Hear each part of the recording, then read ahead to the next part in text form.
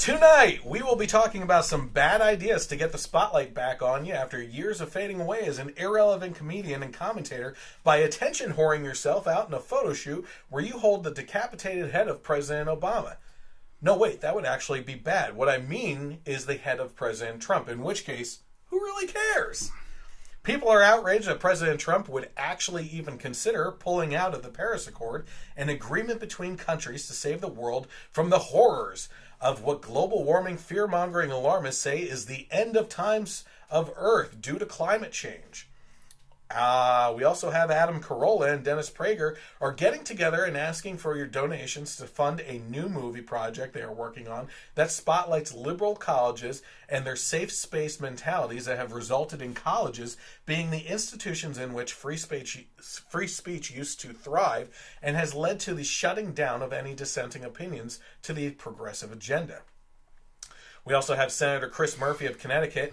He's pretty mad and wants you to understand that the Obamacare system isn't failing and that President Trump is sabotaging it.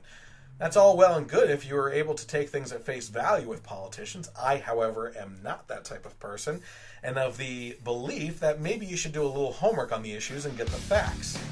Oh, look at that. We actually do have the facts for you tonight. Also, are you a child or have a child looking to make a little extra cash this summer by going old school and setting up a lemonade stand or on the sidewalk or going around the neighborhood offering to cut lawns? Well, your local government may have something to say about that. And by something to say about that, I actually mean they're looking for their cut of the profit. We begin there on the Generation Y Conservative podcast.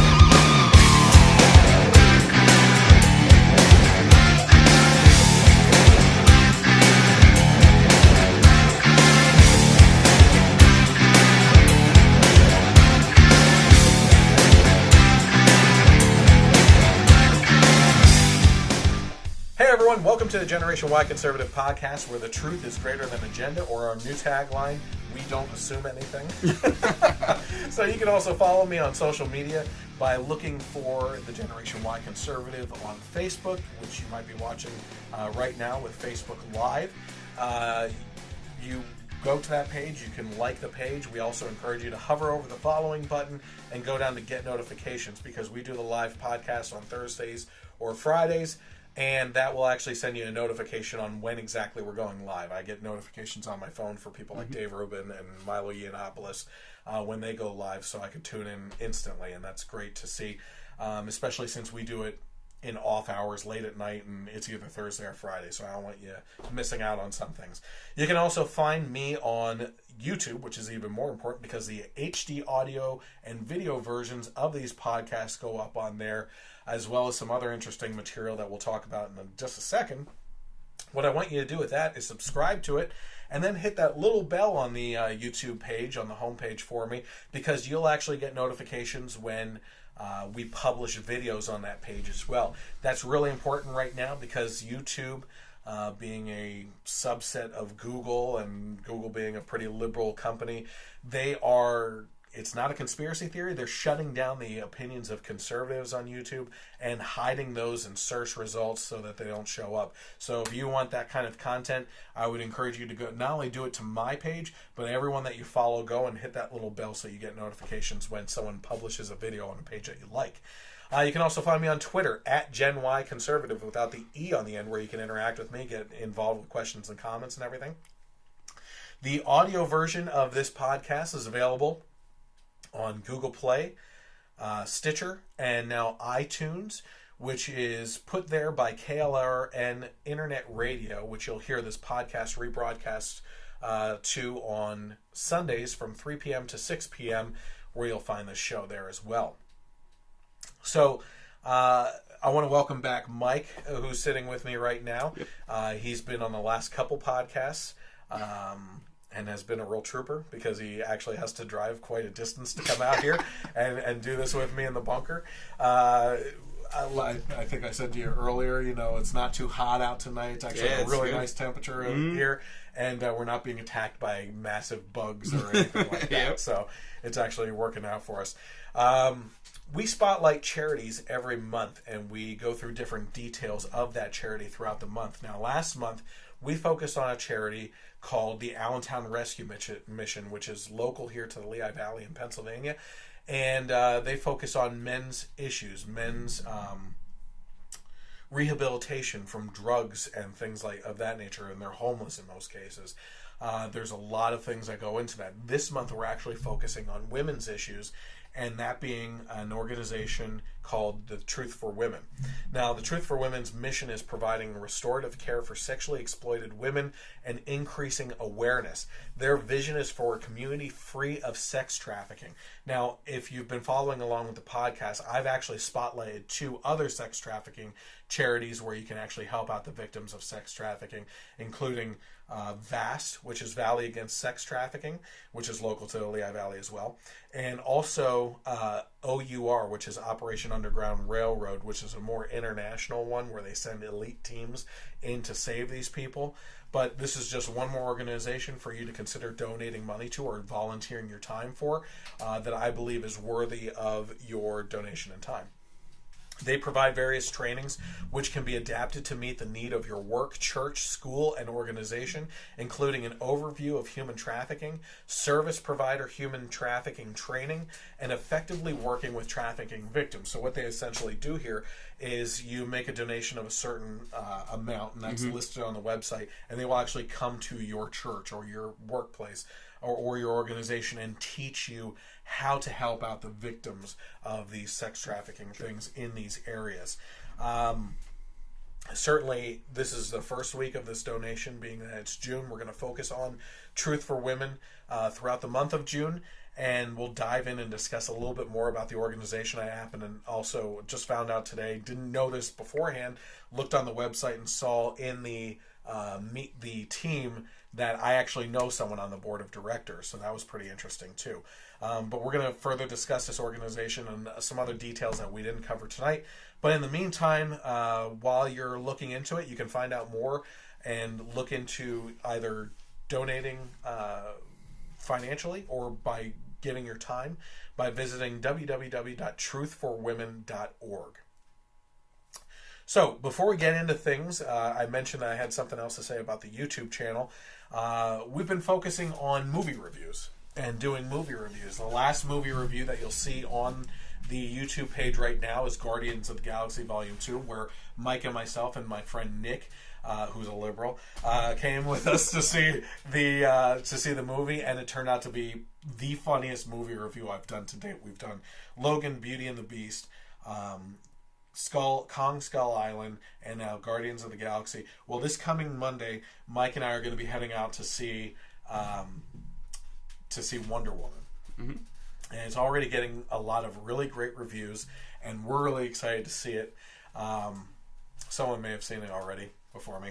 But we're going to go see it in 3D and get that whole experience. Did you see it in 3D today? No. Okay, nope. So we're going to get a whole new experience with that. Yeah, It's going to be the full experience. We're going to talk about that, hopefully make it as fun as the Guardians of the Galaxy one was as well, and we're both really looking forward to that. So you could tune in. Like I said, follow me on Facebook, where you'll get notifications when I push out that video and publish it, or you can hit that little bell on YouTube and be notified when I publish that video as well. And those are fun.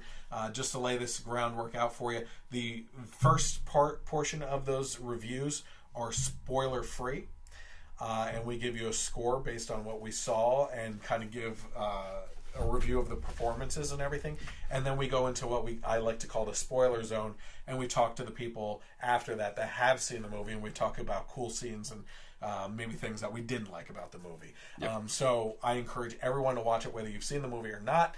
That goes for all my movie reviews, and then if you haven't seen the movie yet, you can stop at the spoiler zone and come back to it later on. So that's always a fun way of following along with the movie reviews. So we're excited about that. But our first topic tonight is something we are all familiar with. It's summertime.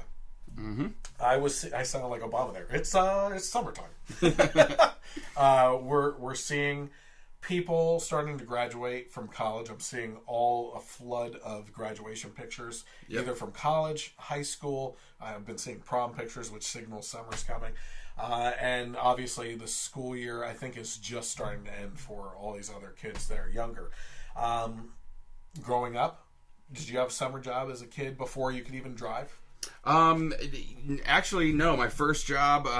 This is irrelevant to you. No. It was before I could drive, but I got dropped off at the movie theater. That was my first job. And anybody looking for a first job, I highly recommend it. It's a lot of fun. Good. Yeah. So let's see here. What did I do? Oh, okay, that's something else.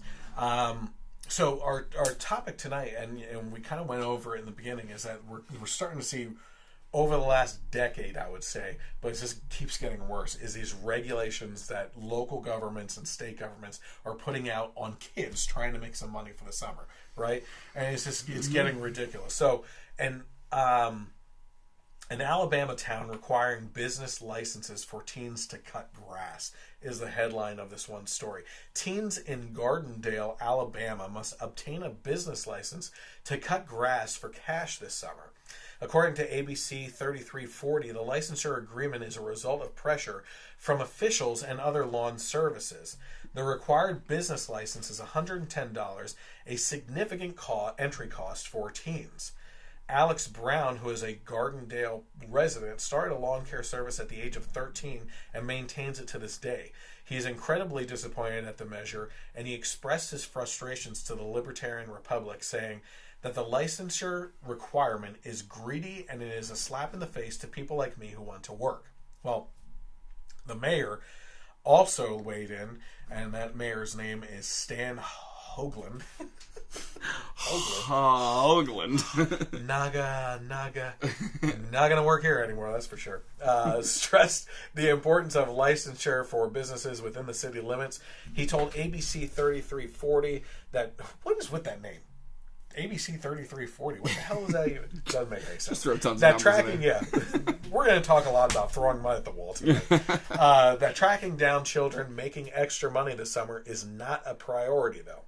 He said, I would love to have something on our books that gave a more favorable response to that student out there cutting grass, and see if there's maybe a temporary license during the summer months that targets teenagers. The Libertarian Republic, for their part, made a great point that I felt was worth mentioning. They said that operating a small summer business can give teens valuable skills in money management, financial literacy, and responsibility. Unfortunately, the city of Gardendale is barring teens from these benefits by insisting upon licensure.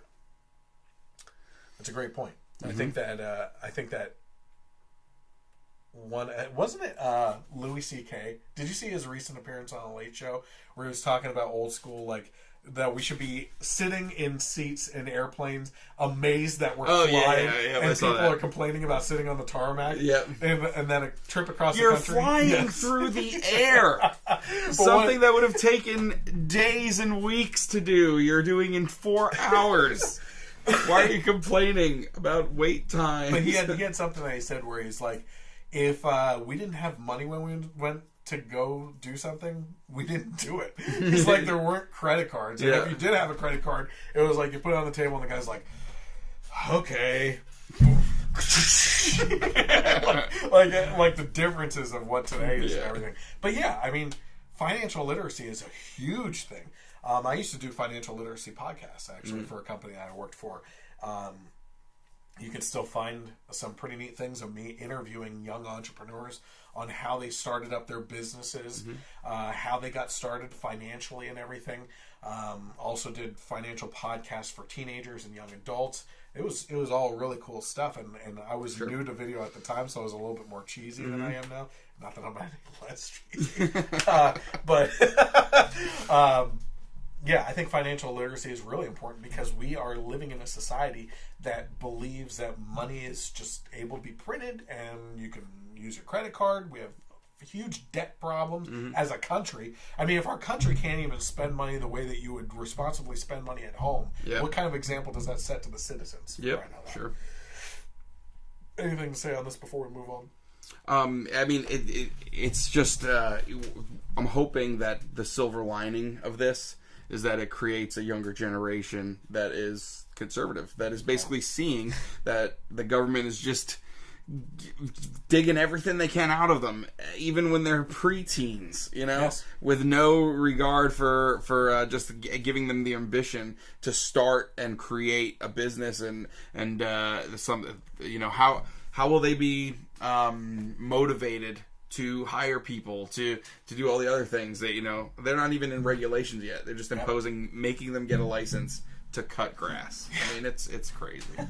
So we're actually going to get into a little bit more on with that mentality and how this is going to stifle that a lot by some of the fees that people might incur while trying to start up a simple business as a teenager.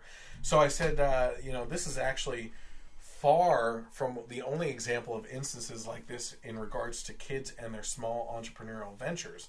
In the summer of 2015, Overton, Texas, made news when sisters Zoe and Andrea Green had their lemonade stand shut down by local police, despite negotiations and an officer waiving the $150 city permit fee.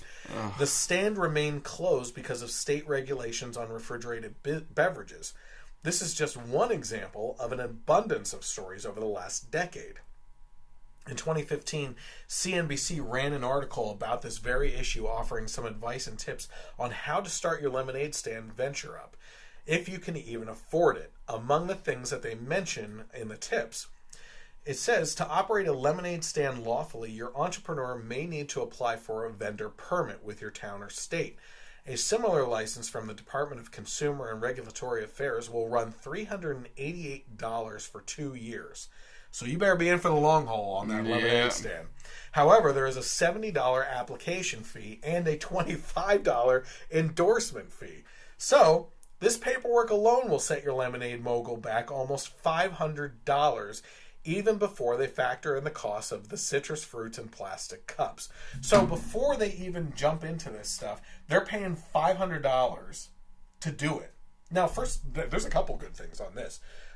First of all, I guarantee you parents are going to shell out $500 just to start a lemonade stand. No. And the kids probably don't have it, which is why they're working for it. Yep. And then number two, I never made $500 as a kid over the summer with any little venture I did. You're starting something like this so that you can have some spending money for the summer. If you already have $500, you're not starting a lemonade stand. You're going on vacation. Yeah. You're going to... As a kid. Yeah. I mean, hey, if we're expecting them to get business licenses, why can't we expect them to go on vacation by themselves?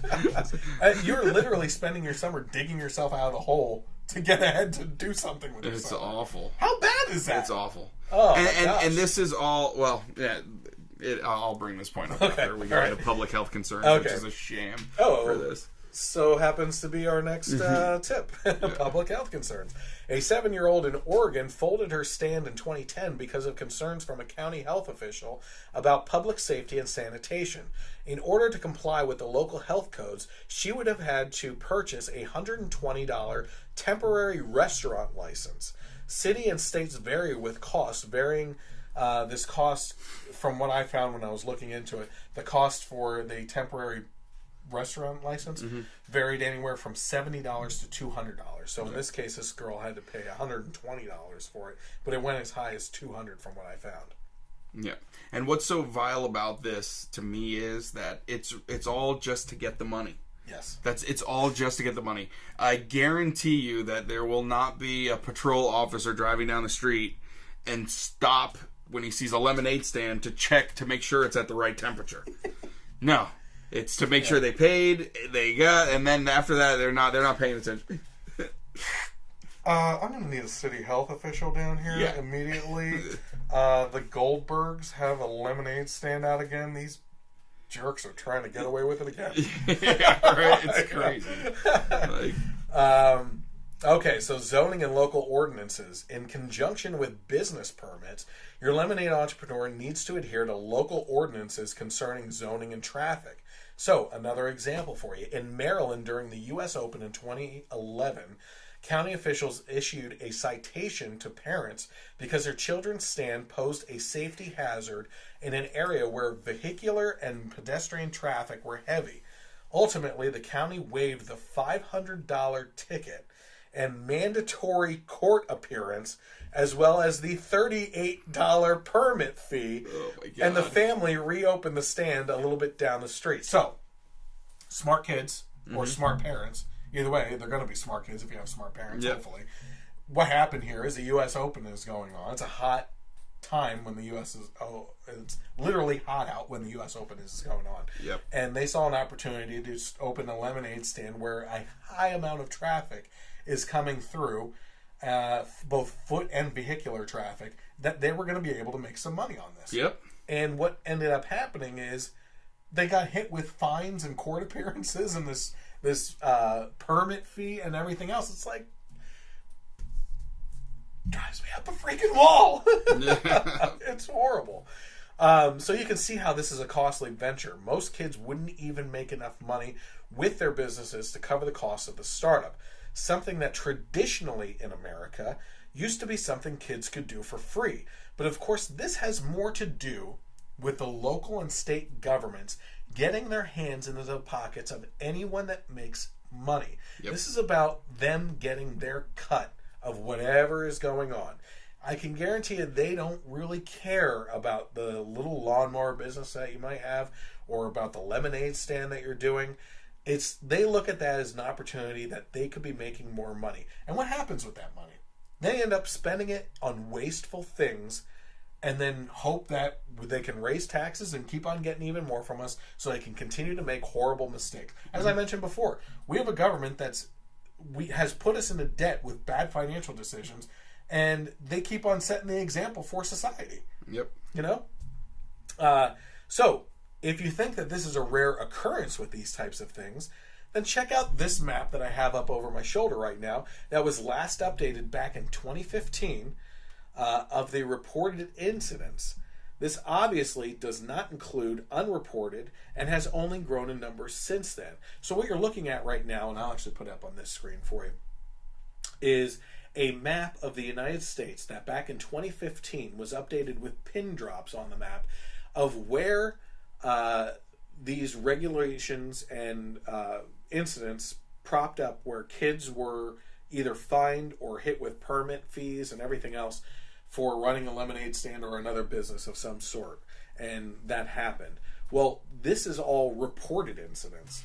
This doesn't include the unreported ones. And it also doesn't include the things that have happened between 2015 and 2017. We're in 2017. Yeah. So it's only growing. It's only getting worse. I started hearing about these types of stories about a decade ago, and they're just every year you're hearing about them now. So, anything else that you have to say about this before we go on? It's just sickening. You know, it's stifling our future. You know, the entrepreneurs of the future, the job producers of the future, basically giving them this ugly look at what regulation will do to them, what the government will do to them as far as taking anything that they can. And cutting grass, you're talking teenagers, lemonade stands. I'm thinking 7, 8, 9-year-olds, out with their parents. Yeah, not teenagers on that one. No, and we're talking about licenses and zoning and all this other BS. It's just, like I said, I'm just hoping that the silver lining is that it just produces a conservative generation. Mm-hmm. Okay, so Senator Chris Murphy of Connecticut released a video online that was spotlighted by the page Now This, a liberal Facebook page, in which he attacks those who believe Obamacare is failing and instead blames it on President Trump sabotaging it. So let's take a look at a portion of that video right now. So there is a very purposeful, intentional, planned strategy that this administration is undertaking to try to weaken and sabotage the U.S. healthcare system so that they can have a reason for why this repeal bill has to pass, despite the fact that it will result in millions of people losing coverage, rates going up, and benefits going down. You need to know about this campaign of sabotage so you can speak up about it. Here's one thing that you have to understand. The truth escapes both members of Congress on both sides, okay? And the truth is that Obamacare was set up to fail. As a matter of fact, the architect, Jonathan Gruber, intentionally designed the Obamacare system to fail. And if you don't believe me, because obviously, you know, I keep on saying, don't take someone at their word. Actually, you're just a crazy conservative. Yeah. Why should we believe you? Yeah, exactly. Let's look into how would people believe that that's true, that the architect of Obamacare actually wanted it to fail. Maybe if they saw him saying it, but even then, they probably still won't. Do you think a video like that exists? Like where the architect would actually admit to wanting it to fail? No, that couldn't possibly. Let's roll the video. On the website, that'll help even more. But it's the website and putting them on a level playing field. That's the big difference. And I think people are understating the importance of the exchanges relative to the public option. It's putting these insurers, putting their feet to the fire, saying, look, show us what you got and show us on a level playing field relative to the alternatives. Let's see what you have. Let's see what that does. If that doesn't work, then we'll have to revisit single payer. And we've done the important things of putting insurers' feet to the fire, making them be competitive and show their prices in a way which can allow comparison shopping. Let's see how that works. If that doesn't work, then we're going to have to revisit some kind of single payer system. This bill is the last best hope for private insurance. That's it. If this bill does not work, if we cannot ultimately control healthcare costs under this structure, then we have to rip it up and start over. We just took a look at Jonathan Gruber himself, the architect of Obamacare, basically saying the reason why that what they were shooting for was a single payer system. Now, a single payer system, just for those that don't know, is the language that they use for universal health care. Yep. Okay, what they have in Europe, in the UK, and Canada, and everything else, which is what the left really wanted out of Obamacare, and what the right fought against, and what we ended up with was Obamacare. Now, why would Jonathan Gruber, the architect of Obamacare, want the Obamacare system to fail? And this is where it gets a little educational for people. Now, I used to work with you at T-Mobile. Yep. And that was 2011. Yep. It was around that time. And it was starting to come in, Obamacare. I'll never forget that day. Yeah. Sad tears. What the hell happened to my paycheck? Oh, my health care went from $83 to $165. That's what happened. So every 2 weeks. Now, the interesting thing is, I've been touting what I'm about to say, which I believe should be educational for a lot of people, even people on the right, about what Obamacare was set up to do and what the ramifications were from it since about 2008 when it was being introduced, because I saw the writing on the wall. Now, I remember talking to people like Kurt and Seth at T-Mobile. I might have sparked a fire. I know that Seth was into politics, but I think I hit a button on him that just turned it on, and he was all about it from then on. Yeah. But that, regardless, put that aside. I was telling them about what the ramifications of Obamacare were going to be, because they, Kurt at least, believed that it was going to be a good thing. I had a friend, Nick, who didn't understand what was coming, they all thought I was like a crazy conspiracy theorist type guy on what Obamacare was going to mean for the nation.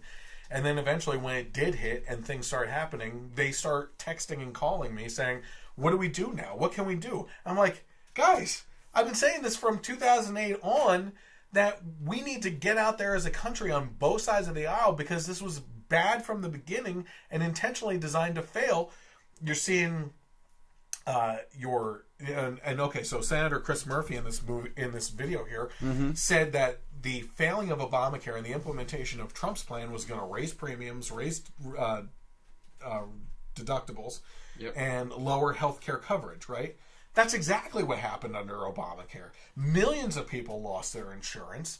It was basically a washout, with the people that didn't have insurance getting insurance, and then everyone else that lost their insurance fighting for something because they didn't fit within certain guidelines. Yep. You also had skyrocketing premiums, higher deductibles now, and when you introduce more people into the healthcare system, it's going to crowd that space even more and reduce the length of time that you have with your doctor, and increase waiting times to see doctors. Now, that is not me putting down being able to help more people. That's just a fact of supply and demand and what happens with that. So, on top of the skyrocketing premiums and higher deductibles and millions of people losing their health insurance, now the healthcare system starts getting bloated as well on top of that. So, the question, though, is why would Jonathan Gruber and people on the left in Congress, maybe some citizens, I don't bash citizens because I don't believe that that's right. I believe that the people behind pushing these types of bills are the ones that stand up to the criticism. Why would they want Obamacare to fail? Well, here's a little lesson for you.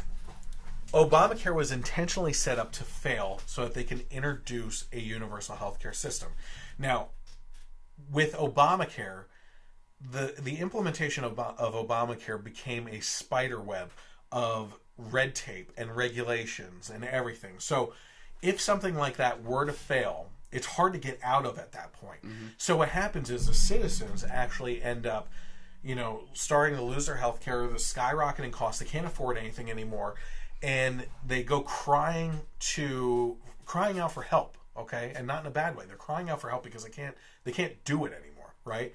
And the people that they go to are the Democrats that set it up in the first place. Well, the Democrats have the ability to say, well, listen, when we tried introducing Obamacare or the ACA, we were going for a universal health care system where everyone would be taken care of. The Republicans wanted this type of system over here, a free market system. We kind of had to go in between. So you can blame the Republicans for Obamacare falling apart. But now we can help you. We can save you as a party. We can move you over to a universal healthcare type system. So that is the ultimate goal. And that's the definition of progressivism, is to implement things over a span of time incrementally. Right? So the interesting thing to me is if you were watching once Trump won and they started talking about the AHA, which is the Affordable Health Care Act, the Republican alternative to Obamacare or the ACA, is that the Democrats in Congress weren't really throwing too much of a hissy fit over it. It was more of a laid back kind of, oh, people are going to lose their insurance. This is a bad idea. Like the media was making more of a big deal. Oh, yeah, the media was talking about everyone. They're getting rid of the pre-existing conditions and it's. But the Democrats in Congress weren't making too much news on really throwing a hissy fit, and here's why. There were two scenarios that could have played out with the 2016 election for the presidency. If Hillary Clinton had won, they would have had a Democrat in office that once Obamacare fell apart, and it was designed to do so, to move to a universal healthcare system, they would have Hillary Clinton, who back in the 90s under her husband's administration was the first before Obama to introduce a universal healthcare type system.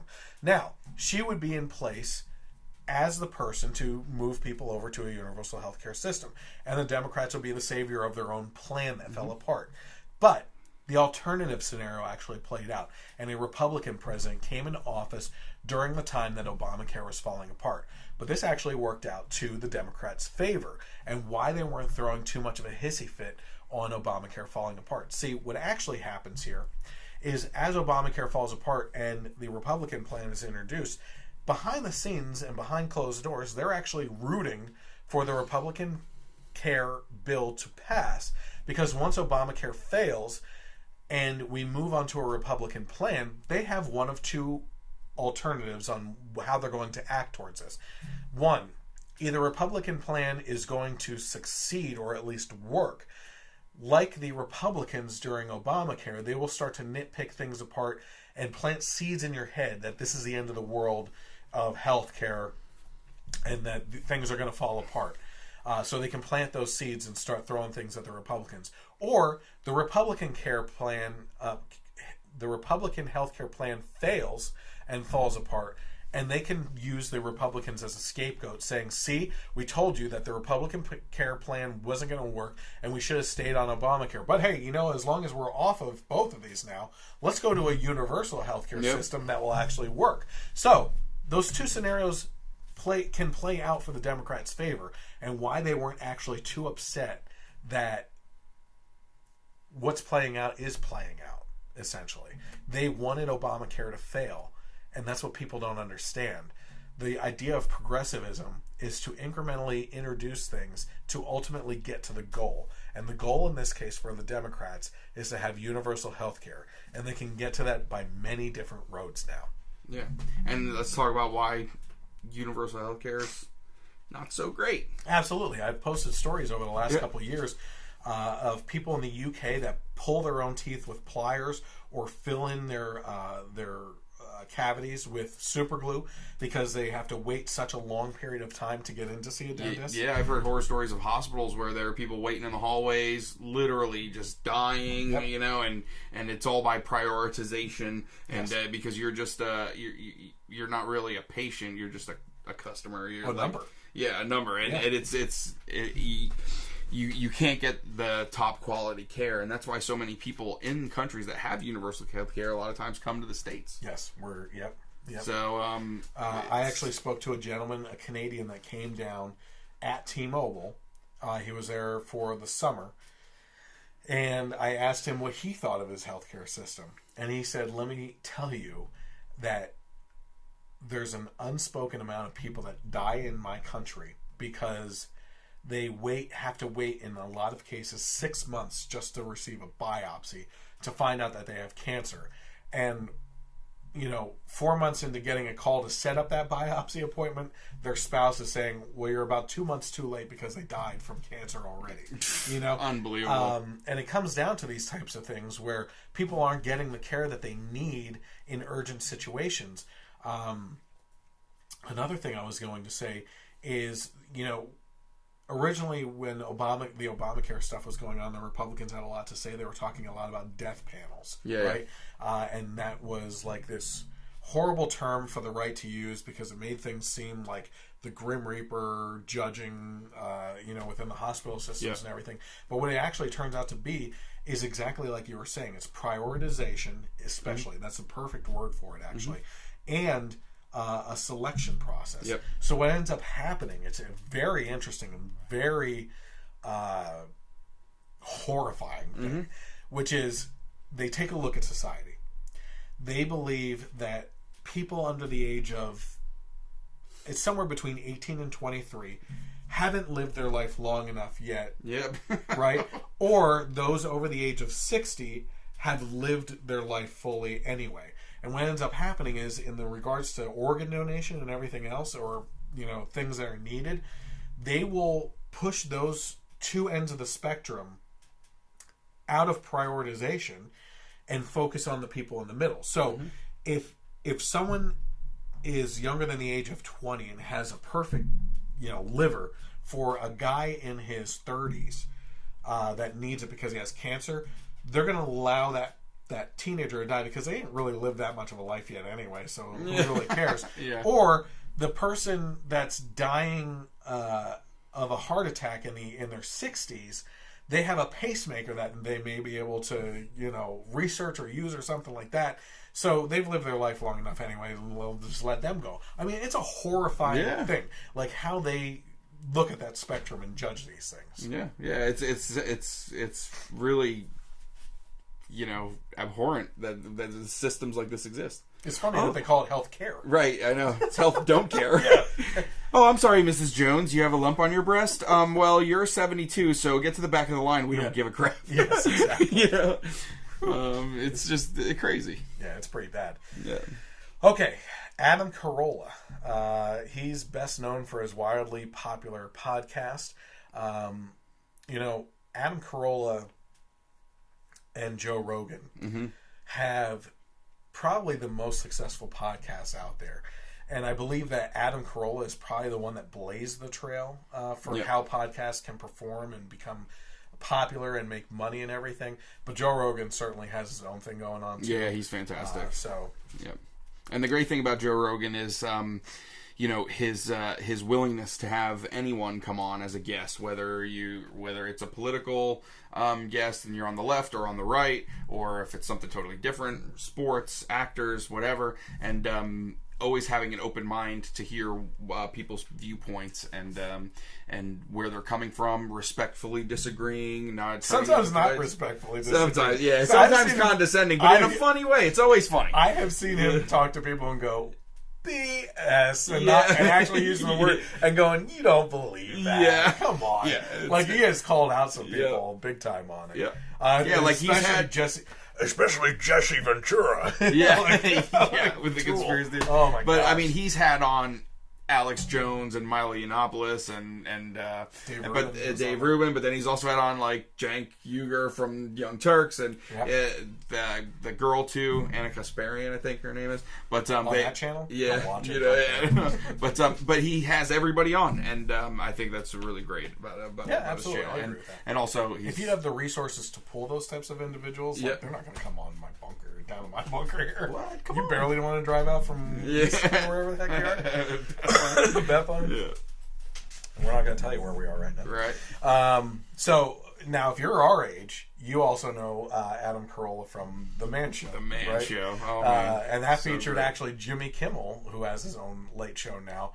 Back in the day. Yep. And I think that's kind of interesting. Oh, yeah. They've just kind of like diverged. Jimmy made a hard left and Adam made a hard right. But they're still, from what I've seen, friendly. Adam's been on the show even recently. He's a writer for the show. Along. I don't know if he's still a writer for the show. But, I actually just recently watched some old episodes of The Man Show. And I'm watching, I was on trampoline. Oh, my God. Yeah. Red.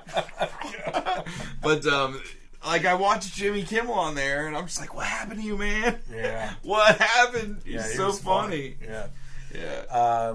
But you may also... He's still funny with some things when he's not being political. Yeah, exactly. You may also... His man on the street stuff is really funny. It is.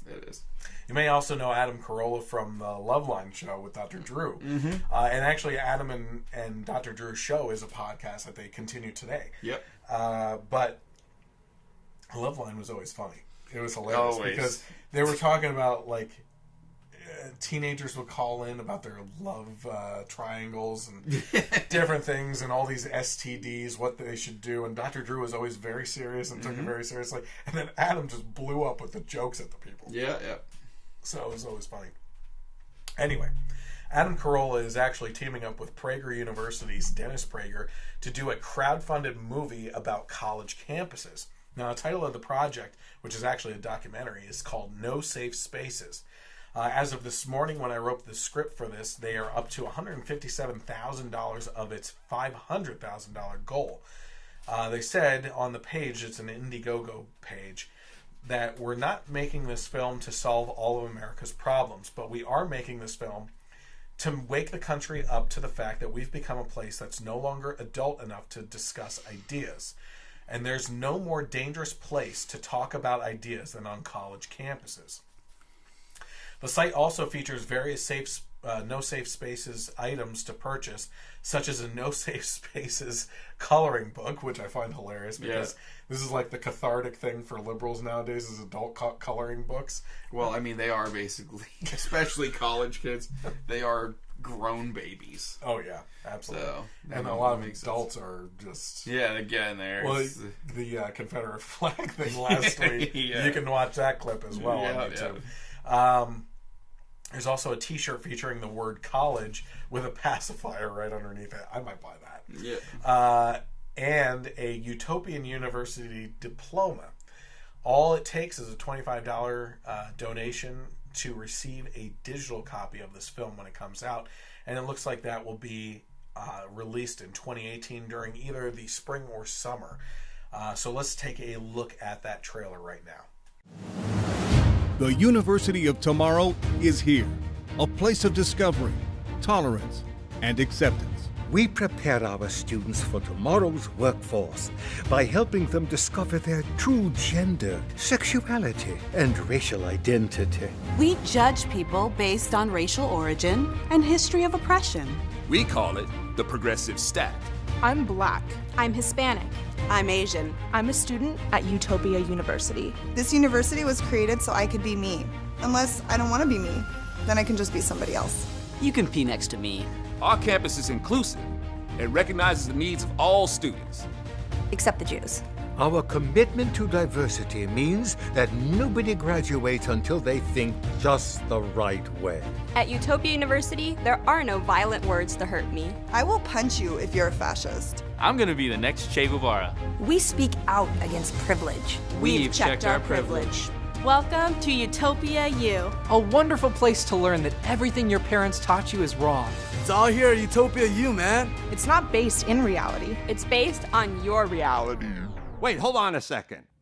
That campus doesn't really exist, does it? That doesn't even look like parody to me. You could run that after Don Lemon's show on CNN, and it would just play like a commercial. As a matter of fact, I don't know why we focus on skin color, gender, sexual proclivities. What's that have to do with anything? It should just be all ideas. That's why Dennis and I are hitting the road in this movie. It's called No Safe Spaces, and there'll be no campus that'll be safe from our wisdom. The epicenter of free speech was always college campuses, the very same place that advocated, fought, and a couple of people actually died at Kent State for free speech, now are shutting down everybody who disagrees with them. Bill Maher doesn't want to go to campuses. Liberal comedians don't want to come to campuses and tell jokes anymore. That's how bad it's got. The best time in your life is supposed to be college. Didn't anyone see Animal House? But instead, we're wringing our hands and fretting.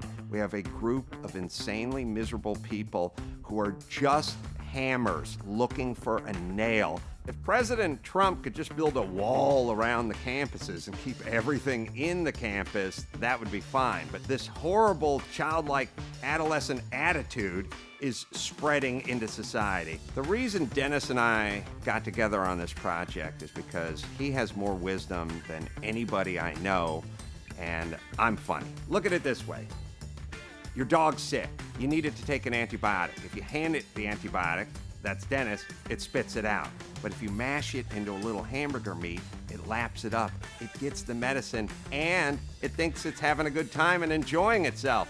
But we can't do it alone. Movies are expensive, and we don't have a lot of time. It's a movement, and a movement is not one old Jew and one middle-aged Italian guy. Go to nosafespaces.com and join the movement. And if you donate, Dennis is going to take you on one of his exclusive cruises. No, actually, he's not going to do that, but I'll tell you what. While he's on one of his cruises, we can go ransack his house. We'll be drinking beer, Manischewitz, ride his turtle, smoke his cigars. It'll be awesome. All right, so one of the things I want to point out, I'm not making you look surprised, sorry. What? What do you want to point out? What are we talking about? Did I wake him up? One of the things I want to point out on that actually is that something that he said, which is that college campuses, especially like places where people lost their lives, Kent State, for free speech. They were the bastions of where free speech would happen. Students were always encouraged to, do these things and speak up on things and be like leaders in the civil rights movements and everything. That they have gone to this point now where free speech is shut down. If you don't agree with the towing the line now that you are protested against, they show up and get up on stage and start their rants and chants. Oh my and God, blowing like whistles that. and air horns and just interrupting, you know, just to be a disruptive force. You have Milo Yiannopoulos showing up at Berkeley where they started protests and fires and violence erupted. Yep. They were destroying property out there and everything. It's gotten to this point where free speech is not a term anymore. It's not free speech unless you agree with what they're saying. Yeah, and it's this is really important, especially with us having kids that eventually one day will get to the point where they're going to decide whether they want to go to college. I don't want my kids going into these environments. It's like, hey man, get into a trade school. I'm praying that apprenticeships. Yeah, I think you learn more on the job than you do from college anyway. Oh yeah, for sure. And there's so much, I will truly believe, now not in the case of doctors, like all these 8-year degrees, but I do believe that the majority of these degrees could be cut in half in regards to how much time you spend in school if you just focused on what you're there for. Yeah. Instead, they draw it out like the government does to pocket the cash and make the money on it. Yep. Yep. And I did not need to take archery and tennis to get my business management and marketing degree. But I did. Now, what's funny about that is like they always the term that they use is always, well, we want to the reason why we have these extra classes is for what? A well-rounded individual. Yeah. To go out into society. Yeah. Well, I literally watched someone, I won't mention who, she's an ex-girlfriend, that went from a shy individual and graduated from the same university that I went to, that I won't mention, starts with a B, ends with Loomsburg, and she graduated as a feminazi. Now, thank God it's calmed down since then, but they're pushing cookie cutter students, and you have to do things their way. Yep. Here's something I always say. I think it would be very stand-up-ish and honorable for teachers to teach along the line politically, if the class calls for political discussion, where they actually offer the viewpoints of both sides. Now, granted, I understand if you're a far right-wing person, which I had one professor, which was awesome, and hey, look, I like it. I'll admit that. But you understand how someone that doesn't agree would hate that. Exactly, because sat through 90% Exactly. Yeah, I mean, the liberal professors on the other side, I can understand how you can't, as a professor that has a far-leaning opinion, respectfully and genuinely argue the other side's point, because you're going to tear it apart as you're doing it. You're going to be condescending, most likely, and you're going to be sarcastic on why it would be work. But what you could do is invite discussion from both sides, and in a lot of cases on topics, invite in professionals within those fields to discuss and even hold debates in the classroom and everything.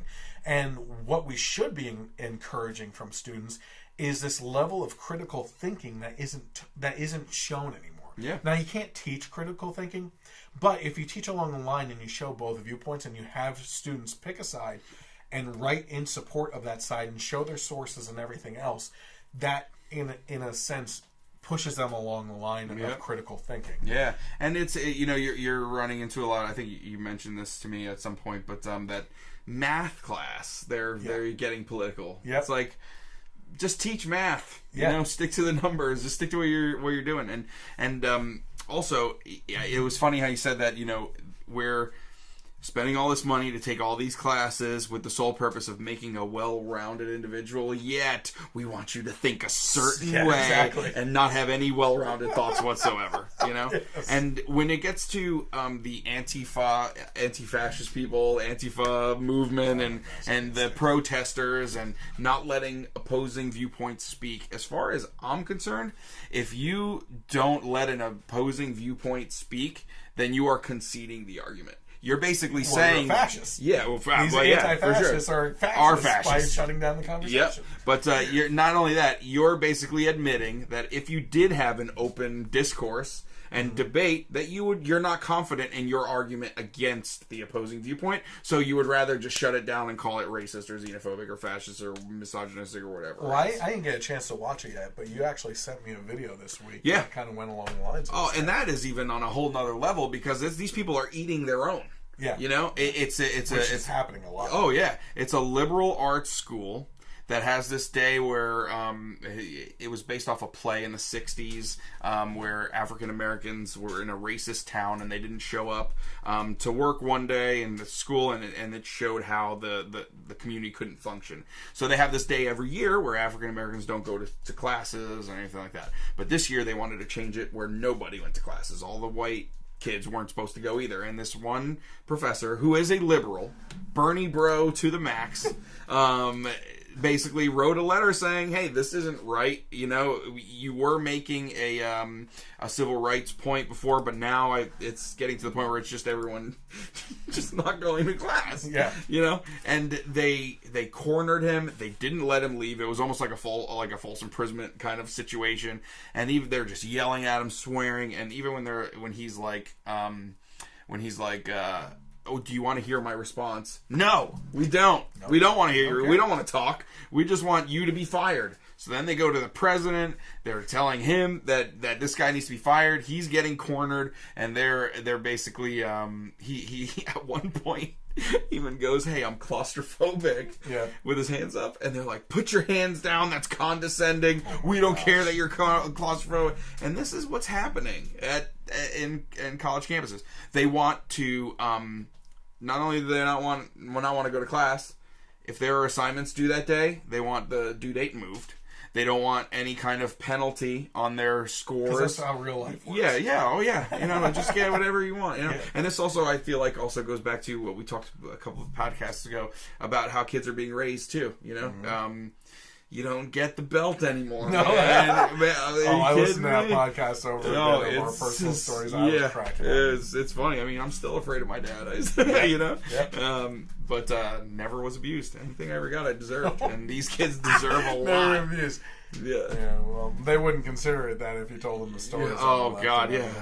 But kind of along the lines of that, I also posted a video this week where it was really interesting that these black students basically started a huge protest in the school calling for the firing of all the white administration, the president of the university, the professors and everything. Yep.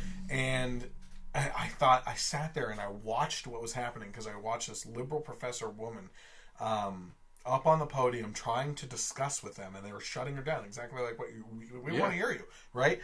And when I'm sitting there watching this, and all I could think was, you have wrought what is coming to you, right? Mm-hmm. And by that I mean, for years we've had these liberal professors, of all different colors, it doesn't matter, saying that minorities are being oppressed by the white leadership of everything, and they finally caught on and are rebelling against the leadership of the college. Yeah, you're white. You happen to be white and in a leadership position running this classroom. We want you fired. So, in a sense, these liberal professors and colleges are eating their own words now because the people that are oppressing are they themselves in the eyes of these individual students that they were teaching. And now they're being requested to get kicked out. And by all means, what should be happening is the liberal professors should be saying, you're absolutely right. I should just step down. And go. Yeah. Yes, absolutely. Well done. You get an A. Have a good one. I find that fascinating. Real quick story here, too, about my experience. I don't know how I ended up in a social welfare class, but I did. I ended up in a sociology class, and the whole time I just spent there. I realized that I have to just put on the exams what she thinks is right, not what I actually think. Yep, and this whole thing was that. But this was pretty interesting because it was like it was like an auditorium setting where there were like 400 students or something like that. So not many questions were asked or comments or anything. No one was raising their hands. Scantron tests. Yeah. That's what we God. got. You try to make the happy face as much as possible, right? I wasn't listening all the time, but so we're sitting there, and within the first couple of weeks, the topic for the week was, because I think it was like a once a week class or something. The topic of the week was that taxation. That we should lower taxes because they're hurting the lower and middle classes. And I thought, wow, a social welfare class I can actually agree with. Maybe this professor is on to something. Yeah. So I'm like, okay, I can agree with that. She's going through and showing economic inequality and how taxation makes things worse. I'm like, okay, I can go with that. That's fine. Yep. Very next week, she's talking about how we need universal health care. Makes a lot of sense. So, out of all people, no one raising their hand, I happen to raise my hand. And she's looking around, she sees me, and she goes, yes. And I said, I don't want to be disrespectful at all, but, I have a question because I'm getting conflicting messages here. Last week, you happened to be talking about how we need lower taxes because it's hurting the lower and middle class. And she said, yes. I said, well, this week you're talking about how we need universal health care. Yes. I said, well, these are two conflicting ideas because I go up to Thousand Islands between New York and Canada every year for a family vacation, and I happen to go into Canada almost every year, and over there they have a universal health care system, but their sales tax, as opposed to our 6%, is 20%. Yep. And their income taxes are higher as well. And that difference is used to pay for their universal healthcare system. And she started going off on this diatribe and making excuses and everything, and I just stopped listening to her at one point. But what I found really interesting is that I kind of slinked back into my chair because no one talks in the middle of this class. Yeah. And I looked around, and I started to see gears turning in people's heads, and it was really eye-opening for me because as I said that, I could see people looking down and like kind of like agreeing silently by shaking their head, and you could see like the words in their head had to have been, that makes sense. Like, like how would you be able to have universal health care without raising taxes? And if taxes are hurtful to the lower and middle class, that we need to lower them, like you can't have both or anything. Yep. And I found it really interesting. It was really eye-opening for me. And look at what a little bit of discussion did to those people. And that's, I went to Penn State, and I started out at smaller campuses, actually right here in Fogelsville. When Lehigh Valley was here, it was literally one barn, one hallway. It was sucked. Like, that was my first college experience. Yeah.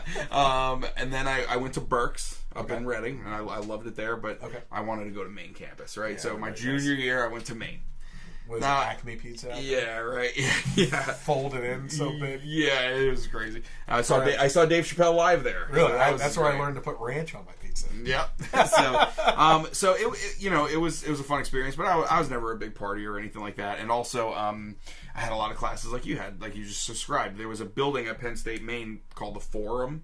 It basically, if you would look at it from the top and take the roof off, it looked like a pie, right? It was a circle. Cool. And stadium seating?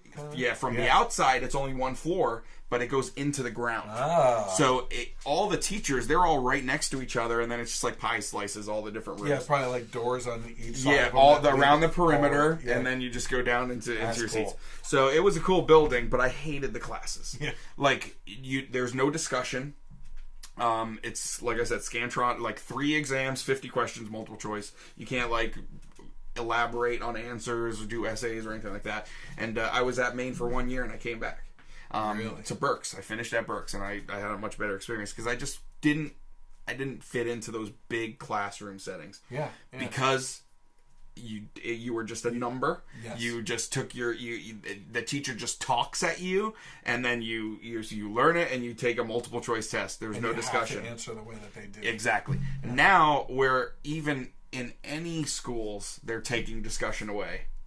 Even because if it's an opposing viewpoint, you're not allowed to talk. So it's just crazy that's what's happening, and I hope to God that it changes by the time my kids are ready to go to school. Otherwise, we're going to look for other ways to further their education after high school.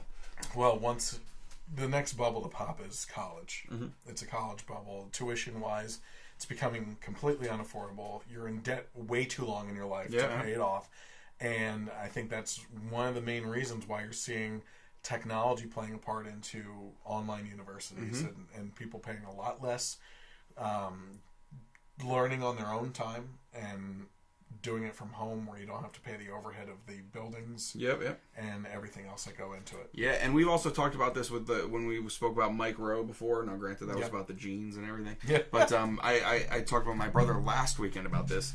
There is going to be a demand for trade jobs if there isn't already. Welders, carpenters, plumbers. Don't make as much as doctors. Plumbers, yeah. And, that might be the way things go if kids would actually be willing to do that. Yeah, but the ones that will succeed because, as Mike Rowe says, they push you towards universities and colleges, and they don't do anything to push people into the trades. Yep. So and there's going to be a supply need. And demand. Yep. Again, when there's too few electricians, carpenters, and plumbers welders, and everything else, that you're the only one in town, you can charge sky high premiums, and those people are going to be making as much, if not more, than doctors. Yep. So that's possibly where we're going. Okay, so I always save my main topic for last so that you can be. So you may actually be surprised that many consider the most important topic this week being Kathy Griffin holding up a bloody, decapitated representation of Trump's head is not actually my main topic for tonight. And I'm saving that honor for the Paris Accord that we will talk about shortly. This week, your newsfeed probably saw more redhead representation in the span of 5 days than it has since Facebook's inception.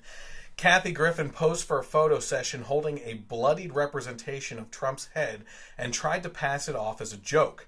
Then a parody, then shock art, and that was just the beginning of this week. It got crazier and more muddied from there. Here's a video of the photo shoot that lit up the internet in outrage.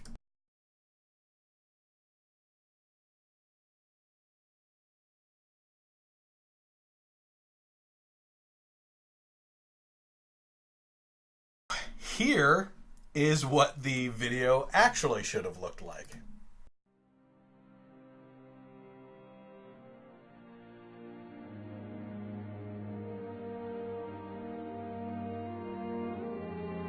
That's a more truthful representation of what Kathy was actually intending to do with the video. This was all a publicity stunt. It was put together to pull that spotlight back towards her, as her career has been fading for years. No one is respecting her as of late.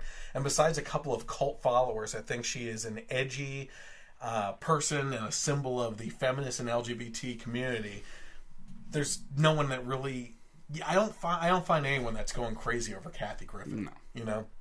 I mean, we're talking D-list is a compliment. I mean, that's thinking pretty highly of her to say she was a D-list celebrity. Yeah. So the video immediately went viral and sparked outrage. Even the majority of those on the left felt it went too far. Though the majority of my friends that post the shortcomings of the right and horrible things that they do, somehow they neglected to mention this video at all and have disdain for Kathy's shenanigans. And I find that pretty weird. Yep. Kathy posted an apology video that night that was, needless to say, short on actual apologies. So let's take a look at that, and I'll explain why I think it was short on apologies. I sincerely apologize. I am just now seeing the reaction of these images.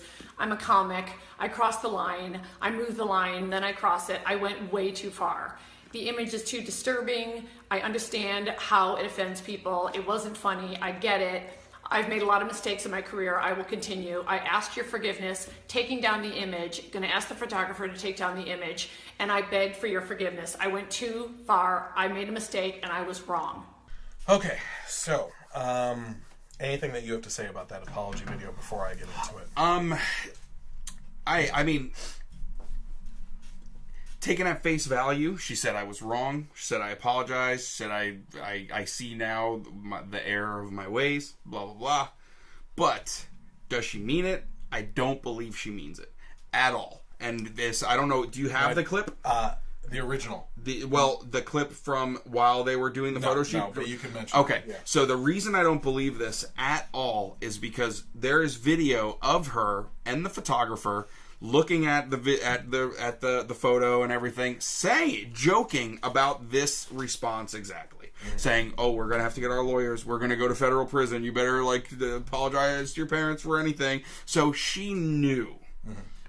She knew without a shadow of a doubt that this was going to have some kind of response. So I don't think that this is a genuine apology at all. And then... from what she did today, I guess, was it today or yesterday? It was this morning. That just even goes further to prove that, because now she's taking the responsibility off of herself and somehow it was putting it on Trump in so many directions. It was like she was a stormtrooper. Yeah, right. And misses everywhere. And you've talked about how you're not the biggest Trump fan, and I think I mentioned this on the first show that I did with you, but. Yeah, I know where you're saying. The left's opposition to Trump just makes me like him more and more. Like his tweets, when the way he is, he kind of has brought my brother and I were talking about this today too. He's kind of brought this like machismo swag back to America. Like, you know what? And so it's stuff like this that makes me like him more than I would if it wasn't there. You know? Yeah. Anything else on that at all?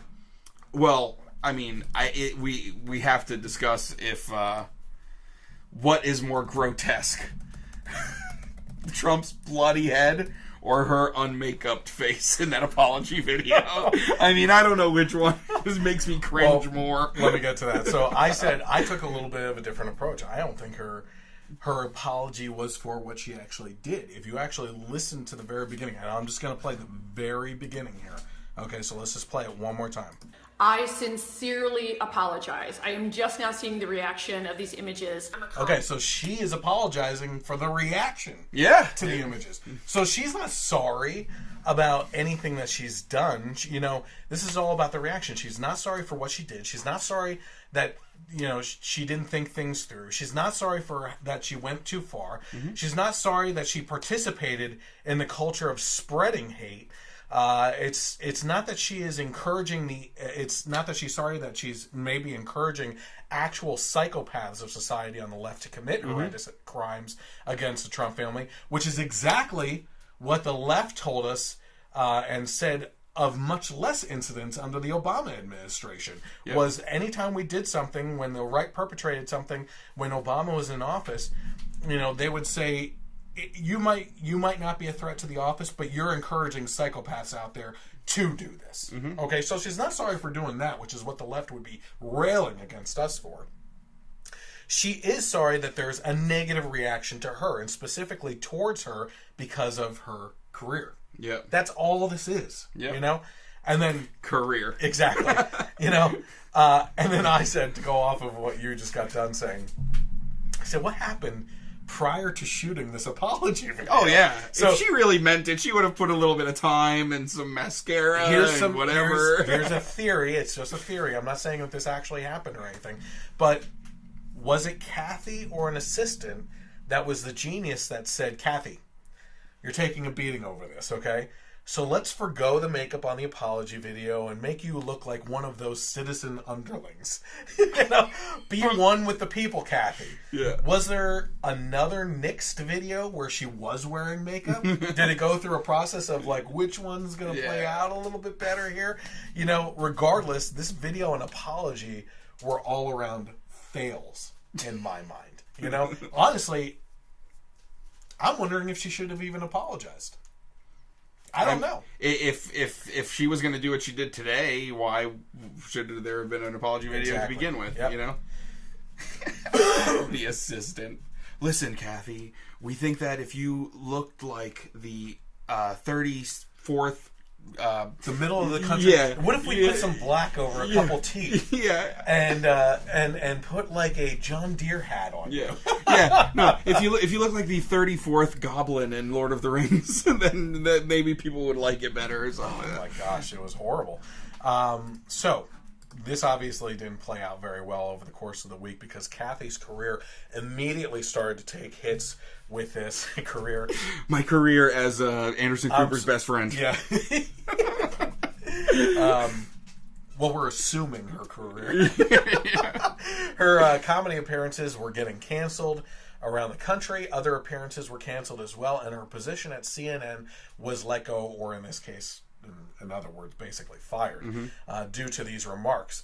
I'm sure we are all better off spending our New Year's without Kathy Griffin, possibly even without Anderson Cooper, and I would go so far as to say just leave CNN completely off your TV during New Year's anyway. But reactions from fellow comedians started to come in as well. Al Franken, who is actually refusing to cancel his appearance with Kathy later on this summer, responded to Allison Camerata. What the hell happened to Allison Camerata? Do you know who that is? She used to be on Fox and like a bulldog on Fox, and now she's on CNN and she fell apart. Yeah. And that makes me think, like, how many people are in the news that are just towing the line for camera? And, yeah. You know, it's kind of sad. But Al Franken said to her, Kathy's a friend and she's a terrific comedian. Well, we can't trust you, Al Franken, right after that line. Yeah. But he said, but this has had no business being in our public discourse. She actually begged for forgiveness, and I believe in forgiveness. Unless, of course, it's forgiveness of someone on the right that disagrees with him. Sure. Like, Al Franken is among the worst right now. Yeah. Did we talk about Al Franken's new book coming out? We didn't go over that at all? Because it would have been within the last couple podcasts that you were on. He's writing a book.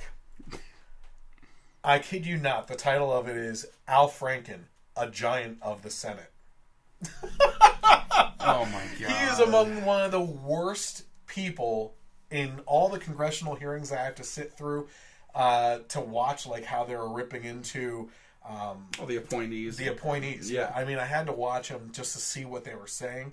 He's in Betsy DeVos Yeah. and the things he said on that, which were incoherent. Mhm. I mean, literally incoherent. You had to go back and listen and pause and try to figure out and decode what he was trying to say. And even once you did that and put all those sentences together, you're like, what is this guy smoking? Yeah. Yet there will be a 5-second video of him saying one thing and be like, That and then all on the liberals share. Facebook, Al Franken rips apart Betsy DeVos. The other one that he did was the who was that big? Oh, the Supreme Gorsuch. Court. Yeah. Gorsuch. Oh man, he was horrible in that too. I thought Gorsuch was great during his. He was fantastic, Yeah. but I digress on that. Anderson Cooper also responded on Twitter with, "For the record, I am appalled by the photo shoot Kathy Griffin took part in. It is clearly disgusting and completely inappropriate." Here's what I will say about Anderson Cooper. He's wrong on a lot of things, I believe, and that's my personal opinion. My opinion is that he's wrong on things. But when it comes to being a reporter, he is among the top dogs. He's very professional in the majority of the things that he does, except for this recent interview. I forget who it was with, where he said to someone on the right, if something like if President Trump came in and took a dump on your desk, would you say it was the greatest thing ever, or something like that, to like basically demean it? Yeah. So he has his moments, whatever, but he's still. Wasn't it him that rolled his eyes at what's her face, the campaign manager? Oh, Cat. She said something, and he rolled his eyes. Oh, I'm sure.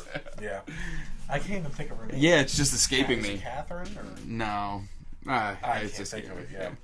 And everybody loves her on the right. I don't like her that much. Yeah, it's. I always thought it was funny how like that nobody on the left gave her any credit for being the first woman to successfully run a presidential campaign.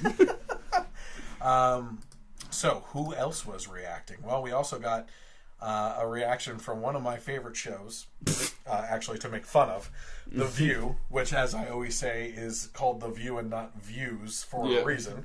They also put in their half-cent combined. So let's take a look at what The View actually had to say. Now, keep in mind on this one, this was a longer clip. You can find it on YouTube.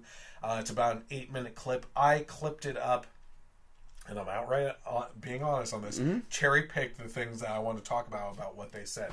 So let's take a look at that real quick. We always talk about this, but comedians are always in danger of stepping in it at some point. And right now, Kathy Griffin is knee-deep in it right now. She's sparked outrage over her gruesome photo shoot, holding a replica of the severed head of the current White House resident. And she... I thought it was bad. I thought it was awful. It wasn't funny. Like him or not, you know, and you can debate his policy. He's the president. And when I saw that, all I thought of was his kid. He has an 11 or a 12-year-old, and I thought of that child seeing that image and said, you know what? Just because you can say something doesn't mean you should, or just because you can do something doesn't mean you should. And it bothered me. And I remember Ted Nugent had gotten a lot of heat. He had said back in 2012, if Barack Obama becomes the next president in November, again, I will either be dead or in jail by this time next year. And when I heard that, I was equally sick to get heat because this president invited him to the White House. But the Secret Service went and checked him out. The Secret Service did their job, and I get it, because this is, like him or not, you can't do this stuff with a sitting president, and you shouldn't. I mean, that was crazy. I mean, I was emailing Whoopi most of the night because I was thinking, is this some kind of weird performance art thing that I just don't get? I'm so offended by it. It's so vile and foul. Maybe it's funny, and I just don't get it. And what did I write you back? You said it's just not funny. Well, that's it's the not problem. funny. It's not funny. It was just. Well, there's two things. I mean, we could discuss and argue whether the joke is funny, but I don't see an actual joke. No, there is no joke. That's why I thought it was I didn't get it. Kathy even admitted that it wasn't funny. It's not funny. But, you know, Trump insinuated violence against Hillary at a rally one time, if you recall.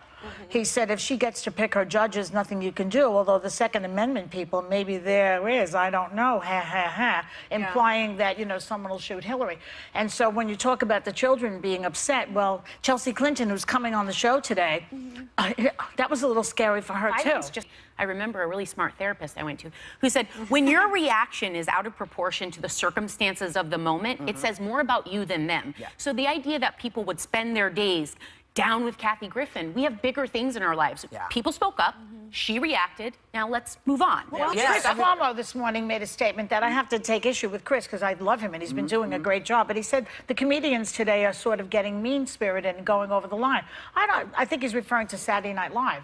But I don't really agree with that. I think that the mean-spiritedness comes out of the White House and then the comedians just... And just before we go, there was someone, this is not a left or right issue. No. That's right. This is an issue of what is viable for us as a nation and what is not. So all the right side people, stop lumping all the left in it. This is not a left or right. This is just a stupid, bad mistake one person made. Y'all have made them. We have made them.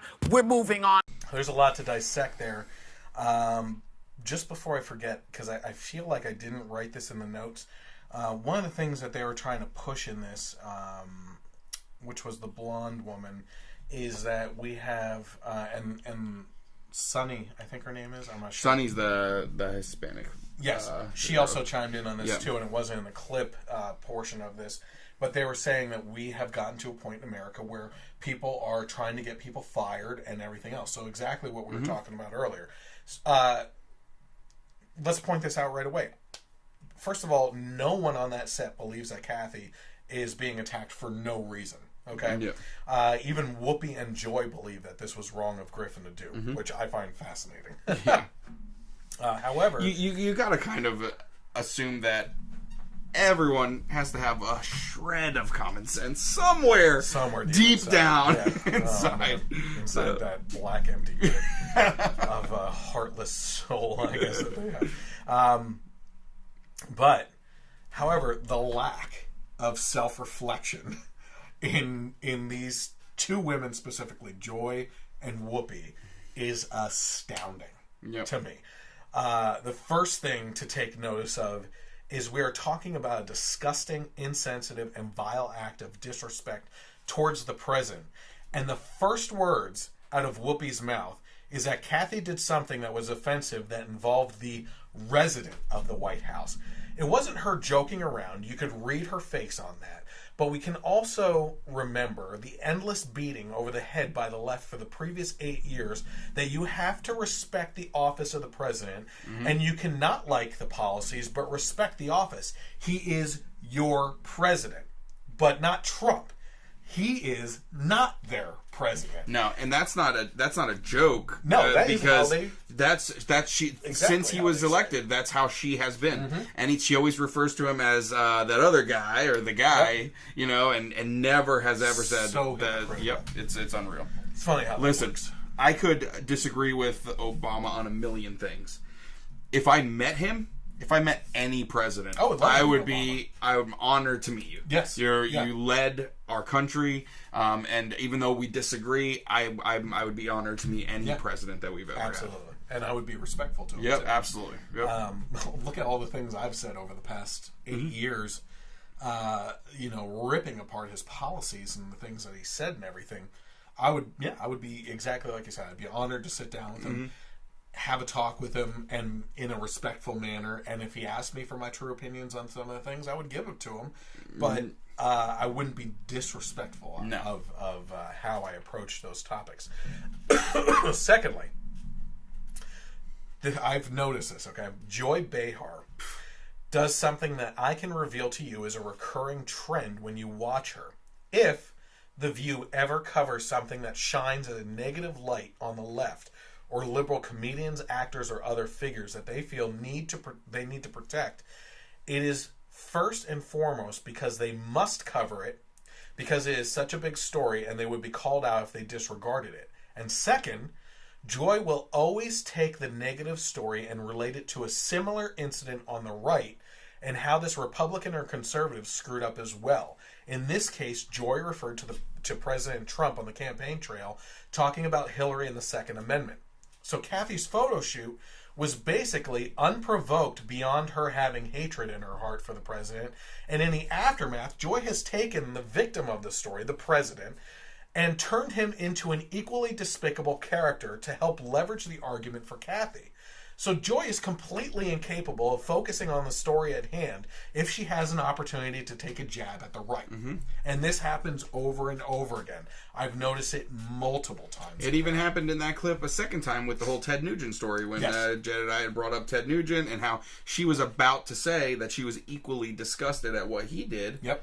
You know, but then I think it was Joy that chimed in. Sonny. Oh, yeah. In that case, and she's like, "Oh, well, this president invited him to the White House." Exactly. Blah blah blah. Yeah. Like it's crazy. So the women then start talking about something that I have been talking about for months. Okay, so I did cover this. The fact that internet trolls will take the opportunity to go after someone to be fired, lose sponsors, or be investigated. Again, there is no self-reflection, as the left is the worst perpetrator of this. Not the only ones. The right does this as well. But they are the ones that go after people to get their jobs lost, especially on Twitter. Twitter trolls are the worst. Ironically, Joy also talks about comedians taking hits and being mean-spirited, but in fact, that the mean-spiritedness comes out of the White House. Has she even watched the show that she's on? You know, she literally just turned the whole conversation from Trump being a victim into a Trump bash session, and Whoopi called him the resident instead of president. And this isn't even a one-off. This is the daily routine of Joy, who seems to have a permanent grouchy look plastered on her face. Oh my God! Especially if there's a conservative guest on. Yeah. You literally see her the whole time like. Yeah, exactly. So it's just disgusting. You have The View, you have The Late Show with Stephen Colbert, you have Seth Meyers' show, John Oliver on HBO, have all seen rating hikes when they bash Trump. So they continue to do so, and then they act like what they said is all in good fun or jokes, and they hide behind those as what they label as jokes, so that they can dodge as much criticism as possible. And we've talked about that before. Yep. And I think that's partially what Kathy Griffin has been trying to do with this whole thing. So take note, by the way, in this video, and exactly what Mike was saying before, that Ted Nugent was also looked into by the Secret Service after his remarks about Obama. This also happened with others as well. Didn't it happen with Madonna at the Women's March too? Did the Secret Service end up looking into her when she talked about blowing up the White House? Yes. Now that would be a comparison again with Trump. Yep. So they would blame that on the Trump administration. Yeah. But there were multiple times that the Secret Service got involved in other threats against the Obama presidency. Sure. That they weren't really threats. It was something said, but they had to take it as a threat, right? Another thing that people have brought up too is when President Obama was elected, and there were idiots out there like making effigies of him, lynching him, and things like that, and that's despicable as well. But I do feel like there is a difference between just some random person and a celebrity using their platform to do something equally disgusting. So then this morning, things got even more interesting, or ridiculous is more likely how I would actually label it, as Kathy and her lawyer held a press conference to address the Secret Service looking into her. I would actually encourage you to watch this ridiculous clip some other time, as it was 30 minutes of nonsense, and I actually didn't have time to cut it down because it just would have taken too long to actually watch on the podcast. So I encourage you to go back and watch it, and then rewatch this segment of the podcast as well, which I'll most likely end up making its own segment and putting in the details, the timestamp, so you can jump to, so that you can actually go back and see our responses to some of the things. But now suddenly, Kathy is the victim, and Trump is destroying her career.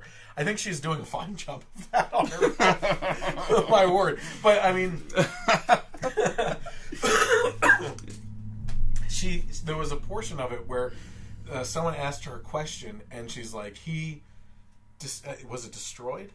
I'll be honest, I watched the first 2 minutes, I threw up in my mouth, and then I had to stop.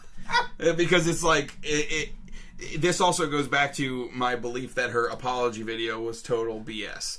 because you're not going to apologize about this terrible thing that you did, and then come out with a lawyer saying like, oh, well, yeah, I've just been so mentally traumatized by this presidency, and that's what drove me to this point. And his remarks about she was bleeding out of her eyes and bleeding out of wherever, that never left me, and I just couldn't deal with it. So I didn't even bother watching the whole thing. I probably will, but I couldn't take it. I'll probably do it in like 3 or 4 minute increments. Yeah, she said there was something like, it was so back and forth. It was honestly like a bipolar interview.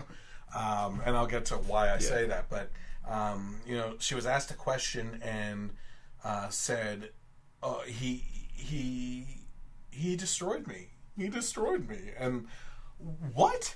Like I said before, this was basically an unprovoked attack from her. Yep. That stirred up this controversy, got the reaction for it, and led to Trump responding on Twitter. Okay, Yeah. Now he started attacking her on Twitter with attacks that basically were warranted. I'm sorry. Sure. You're talking about him. Was he not going to respond? Yeah. Now, I've said in the past that his Twitter usage should be handled by someone else. The whole complete press Griffin. Yeah. Whatever. I think that's right. Yeah. I think his follow-up tweet to that was the best. He said something like, "Oh, you don't know what Kafifi is? Good luck trying to figure that out." Like he literally joked about it. It was pretty funny. Enjoy. Here's the next thing that was just ridiculous. This is no longer because she held the decapitated head of the president. This is because she's a female comedian. Did you hear that part? No. Now this is Not about surprised. sexism. Yep. Someone honestly asked from the press conference, had a male comedian done this, would they be in as much trouble? She said, that's pretty obvious, isn't it? No, they would not have gotten that. And since I'm a female comedian who's basically said I'm a popular female comedian. Sometimes she has good jokes. Throwing up the air That's quotes one of those good jokes. Yeah. I will throw that to her. I'll throw her that bone. Yeah. So now it's sexism. Okay, so let's throw that mud at the wall and let that sit there for a minute and see if that sticks, okay? Since a lot of her comedy appearances have been canceled... Can I jump in right there real quick? Yeah. I have a theory as to why a male comedian might have gotten a different reaction, and it's not because of sexism. Okay. I think that if it was a male comedian, there would be a much smaller chance that he would have put out this crying apology video and then the next day shown up with a lawyer saying, "Oh my God, it's the president's traumatized me." Like, could you see a male comedian doing that? No, you wouldn't. So he would have never had the opportunity to be asked the question of, do you think if a female comedian or whatever? I feel like, and a lot of female comedians too. Most female comedians, they're in a lot of ways a lot tougher because it's a hard industry, a hard job to do, especially to break through and be successful as a female comedian. Mm-hmm. It seems like they have a lot thicker skin. Yeah. I mean, especially when your job is to mock things and mock others, and if you're commentating on politics and you can't take it. Oh, I'm sorry. You can't. You can dish it out, but you can't take it. Yeah. Oh, this world's smallest violin. Who was come on, Lisa Lampanelli? She was. Great example of a tough broad. Oh my God. Oops. Said the broad word. Oh no!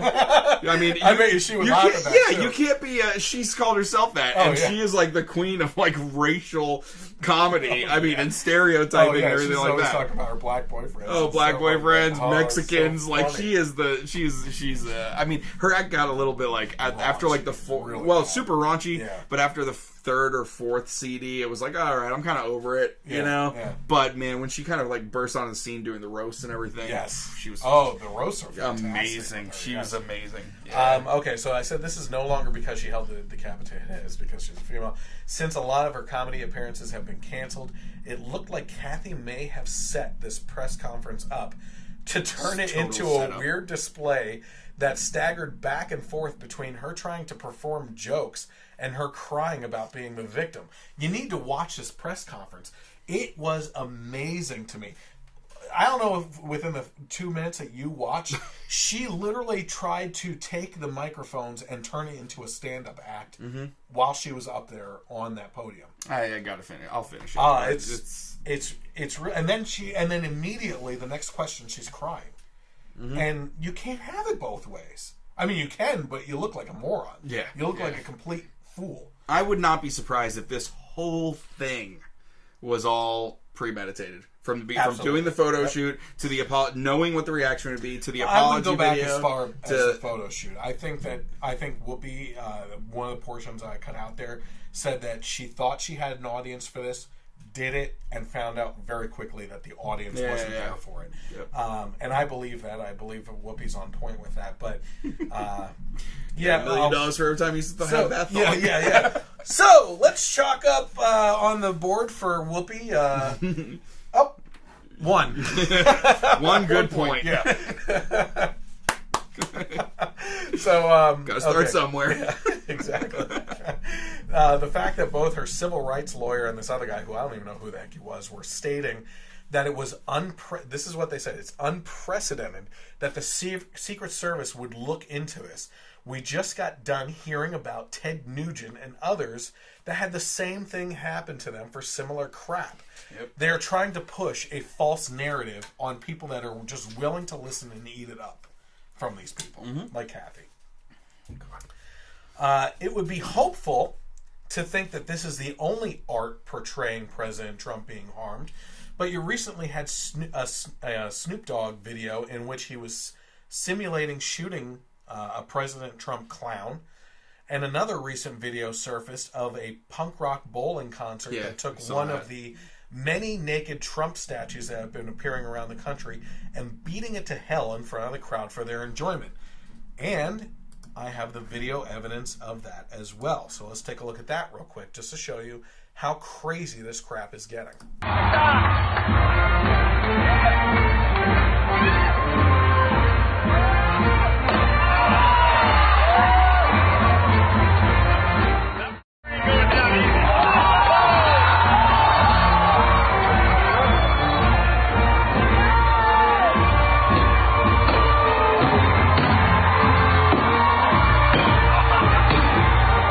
That's enough of that. Yeah, so that goes on and on with people just taking their turns and hitting him with a bat and everything. So this isn't a one-off occurrence. This is happening all over the country. It's disgusting. Yep. So I said that did this happen under Obama? Yes. There, like you said, people were hanging effigies of him. Yep. Did this happen under Bush? Yes. There was actually a movie that was made called The Assassination of a President, and it was supposed to be about him getting assassinated. Do these incidents make this one okay because they happened? No. Where is the common sense and human decency anymore? Again, the left has become the epitome of hypocrisy after screaming tolerance and love for years, which is now colliding with their actions since November. So that's the Kathy Griffin topic. And do you have anything else to say on that before we go on? I mean, I want to go back to a world where nobody's talking about Kathy Griffin. So let's just do that and move along. It's Friday. Yep. Monday's coming. Yeah. Right. Things are happening so fast now that a topic is done. Oh, yeah. Any big occurrence, any huge occurrence. Kathy Griffin is small on the Richter scale of world global events and everything. I'm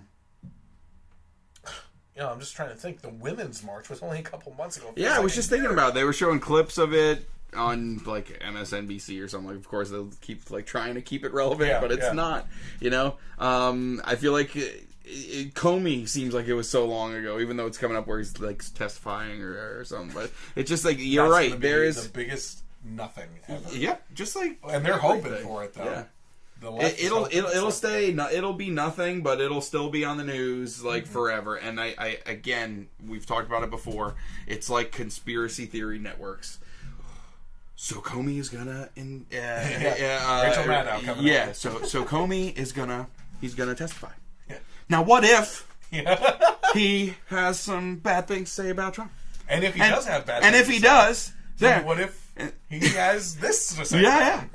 And what if his business ties are tied to Russia? Yeah. And what if Russia? And that is and literally. You get to the guy. He cut to the History Channel.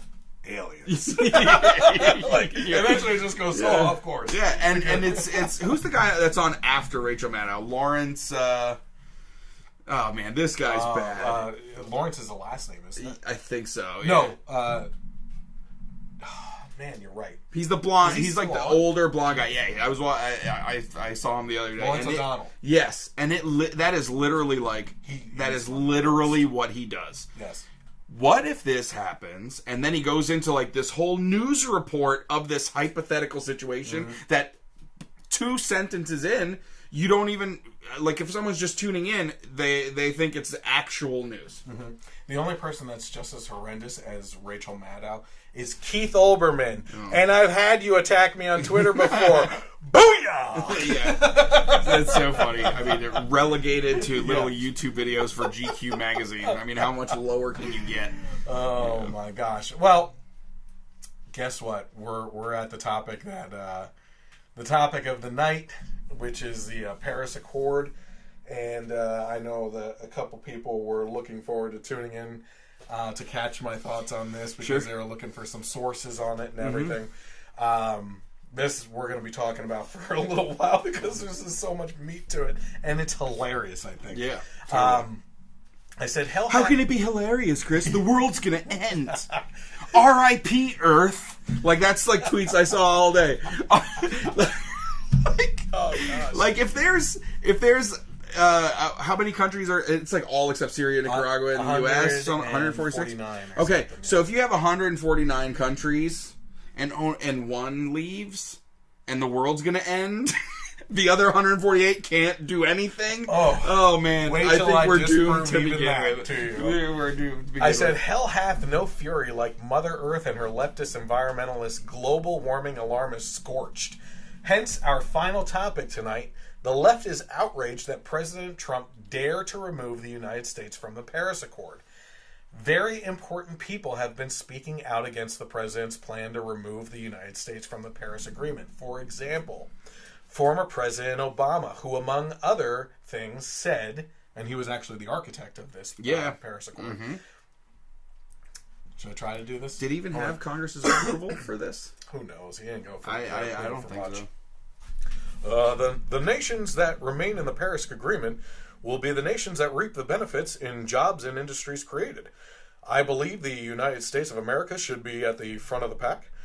But even in the absence of American leadership, even as this administration joins a small handful of nations that reject the future, I'm confident that our states, cities, and businesses will step up and do even more to lead the way and help protect the future generations, the one planet we've got.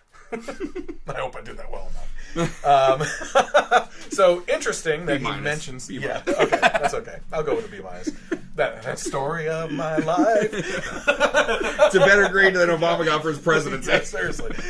Interesting that he mentions that nations staying in the agreement will reap rewards like jobs and industries created, as it is estimated to cost the United States a loss of 6 million jobs, additional to the already detrimental environmental policies of the former president himself. Coal industry taking the biggest hit. Sure. Up to like 80% or something like that. You know, the fascinating thing about that is I can sit here and tell you that thousands, if not tens of thousands of jobs were lost in the coal industry. And leftists will tell me, well, coal is not a clean energy, so good. You know, they need to be doing something else anyway.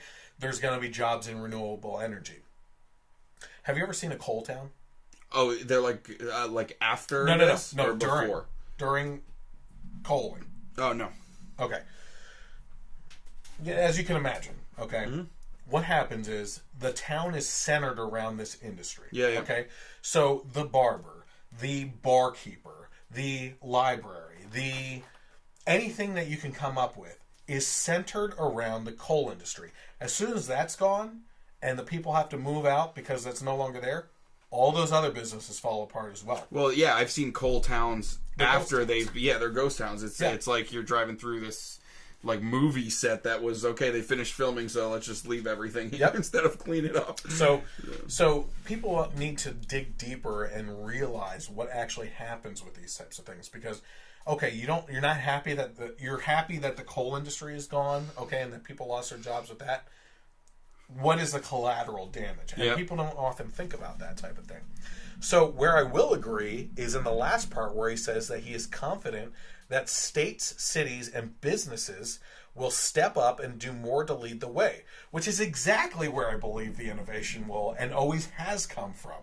It's not when government starts introducing regulations. It's when there's a problem that needs to be solved, business steps up and solves it. Yep. And then, they do it. They blaze a path forward with innovation through technology or different ways of doing things, and they achieve something. And then the government regulations come in and kick in. Okay, thanks for figuring it out. Now we're going to regulate the hell out of you. Yeah, right? Mm-hmm. So who else got involved? Well, how about a word from the super liberal ice cream company Ben & Jerry's? I'm sorry about this. And sorry. It's fine. Sorry, Tracy. This doesn't have to do with New Jersey. It does have to do this time. It does have to do with what I hear is your caramel salted core ice cream. So I'm sorry about that. They listed multiple reasons why this is a bad idea, using sarcasm to get their point across through a condescending tone. So we're going to go into some of this. They listed 6 points. I'm going to give you the points. I'm going to give you a little bit of what they said, and then we're going to dive into this a little bit more. Clean energy, schmeen energy, they said, saying... Schmeen schmenergy. Schmeen schmenergy, sorry. They said, who needs clean energy and clean energy jobs? Well, that's not the point of this all, okay? We're going to get to what the Paris Accord actually is, but this has nothing to do with it. And we're going to talk about how companies are blazing the path of clean energy and everything else a little bit further on. Number 2, their point was, we're sick of chocolate and vanilla anyway. When climate change makes it all but impossible for farmers to grow cocoa beans and vanilla, we'll be fine. We'll move on to other ingredients like melted glaciers, penguin meat, kavifi, and human despair. Well, I find that pretty interesting, and let me show you why. Let's go back here. Let's see here. Cocoa beans. Let's go over here. The graph that you can see over my shoulder right now is showing and detailing cocoa bean production around the world from top producing countries from 2012 to 2017. You can't actually see it, just so you know. It's on the screen. I thought you were looking over here looking for the graph. What? It's right here. You'll notice that despite the Earth's temperature being wildly out of control, apparently, production has actually increased year over year, with the exception of last year when flooding was an issue. But notice, in 2017, it's still there, I know. That production shot right back up, and in most cases exceeded well beyond the previous numbers. So take a look at this graph, and when I pull up the YouTube video, actually, you know what? I can't do it on here. So if you're looking at that graph, you can see that. Let me see. Okay, here. Okay, so you can actually see that. These are individual countries, and all the different colors are the years of the cocoa production. You can see that in 2016 it took a hit and went a little bit lower, but by and large every year since then has been going up in production, with 2017 actually seeing a huge jump in production over the incremental increases of the years prior to that. So sorry, Ben & Jerry's, to actually use facts to go against what you're saying and trying to push, because if we are seeing a exponential increase in climate change that's going to negatively affect the crops that you use to make your ice cream, well, the facts are actually pointing to something different. You may be able to make more ice cream than you... Actually, you should start lowering the price of your ice cream, just so you know, because the law of supply and demand. Yeah. So I don't know what they're complaining about anyways. If it gets warmer, more people will want to have ice cream. Exactly. Yeah. You Makes guys sense. Suck at business. My word. Okay, so their third point, being a global pariah is really cool. 194 countries worked really hard to figure out how to reduce their emissions to a manageable level. So when we keep on puffing greenhouse gases into the atmosphere, they might get a little testy with us. Interesting they should mention that, as we have some information coming up on what this agreement actually entails and requires from the countries involved. Can you see anyone really getting pissed off at us for the global warming if we're the only ones not involved? I think you kind of said it. Like, we're one country out of these 194. It's going to just let everything else fall apart. Yeah. No, put it all on us. That's why we have to pay for the whole thing. Number 4, rising seas means you could have your very own ocean view. With runaway climate change melting glaciers and causing sea levels to rise up at unprecedented rates, a whole lot more of us could be seeing waves from our bedroom windows. Another interesting point. Al Gore's famously alarmist movie, An Inconvenient Truth, predicted that the sea level would rise up by 20 feet by 2016. Yet, 4 independent studies have found that there is no observable sea level effect from man-made global warming within the last year. Oops. So messed up. I think I'm gonna have to make another movie. Yeah.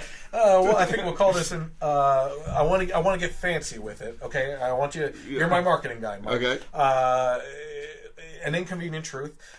We need to hype up the alarm. Okay. It needs to be recognizable. It needs to be edgy. What do you got for me? Oh, an inconvenient sequel? That's great! Let's go with it! Man. Okay, so what are we on? Number 5. Crises keep life exciting. Pulling out of the Paris Climate Agreement is going to bring the world one step closer to an unprecedented global environmental crisis, and we can't wait. Again, funny you guys should say that, as it was Rahm Emanuel, close friend to President Obama and mayor of his home city, Chicago, that said, "You never let a serious crisis go to waste." And what I mean by that, it's an opportunity to do things you think you could not do before. You know, kind of like using a carbon credit scheme to massively distribute the world's wealth for equality among nations while making those on the board of carbon credits, like Al Gore himself, an unprecedented fortune. Wouldn't that be great to use a climate crisis to do that type of thing? Yeah, and how would Al Gore make that fortune? Probably by pushing the alarmism, maybe with movies. That would make sense. Oh boy. Okay, let's keep going. Point number 6 by Ben and Jerry's. The global economy is going green, with or without us. 193 countries will continue to reduce their emissions and continue to invest heavily in renewable energy sources. It may be too late for us to be global leaders in green energy, but we can only hope it's not too late for the rest of the world to save us. All right, I get it. Ben and Jerry's is based in Vermont, right? Mm-hmm. So they must be smoking some good stuff up there. Because I want some. Because this... what we got? Oh, sorry. What they're trying to say here, right? Whatever they're writing, these delusions are kind of out of this world. Mm-hmm. You know what I mean? Why would they say we are not the world leaders in clean energy and we need the rest of the world to save us? The next person on my list, as far as someone that's reacting to this, is Elon Musk. Okay? Elon Musk is the guy behind the electric vehicles in Tesla, the guy making solar-powered roof shingles, the guy figuring out how to privatize space travel, and we're not at the forefront, right? You know, we're the leading edge on the renewable energy front. Yep. So Elon Musk, as I mentioned, got in on the criticism as well, and he tweeted, "Am departing presidential councils. Leaving Paris is not good for America or the world." Before I go on, do you have anything to say about any of this stuff? I've been kind of going on. I mean... Jump back. Do you remember it all? Yeah, right. 6 points? It's what we talked about before, where these people are making statements, they're tweeting things out, and they have no idea what the criticisms are of this agreement and what the agreement actually entails.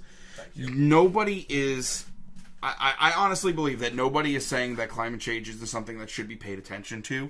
Mm-hmm. I think that there are people even that can agree that there probably is a man-made element to it. Mm-hmm. But having us foot the bill for the rest of the world entirely. Yes. I mean, the amount that Obama has pledged that the U.S. on all of our behalfs, by the way, without any checking in, that we're going to cover is so above and beyond everyone else. And the top 3 carbon emitters in the world are the U.S., China, and India. Yes.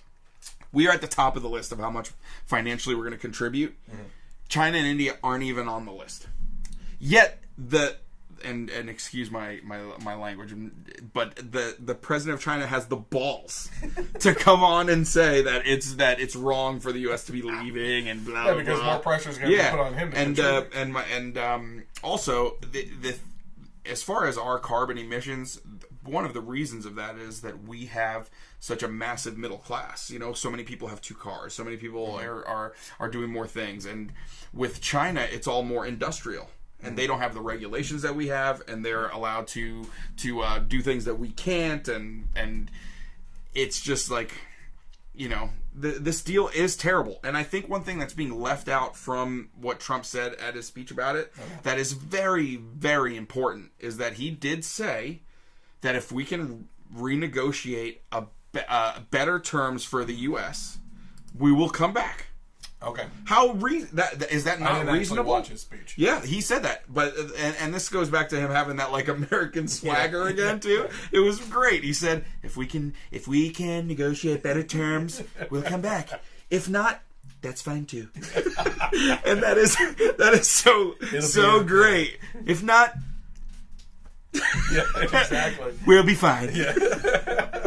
So like, I just everyone's responding without knowing anything, without really knowing anything. Like everyone's just like a knee-jerk reaction. Oh my God, climate change is happening. World's gonna end. I think it was like Engadget, like tech websites, tweeting out, "R.I.P. Earth, we're all gonna die." Oh my word! It all rests on our shoulders, you know, to save the planet and pay for everything. Yep. Meanwhile, we're losing jobs. Our taxes are going up. You know, our utility costs are going up.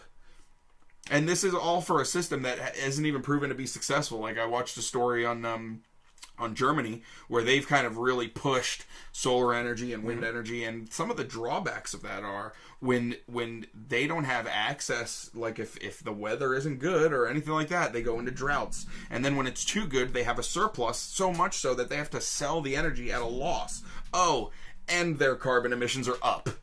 Really? Great. Great system. It's really working out great for you.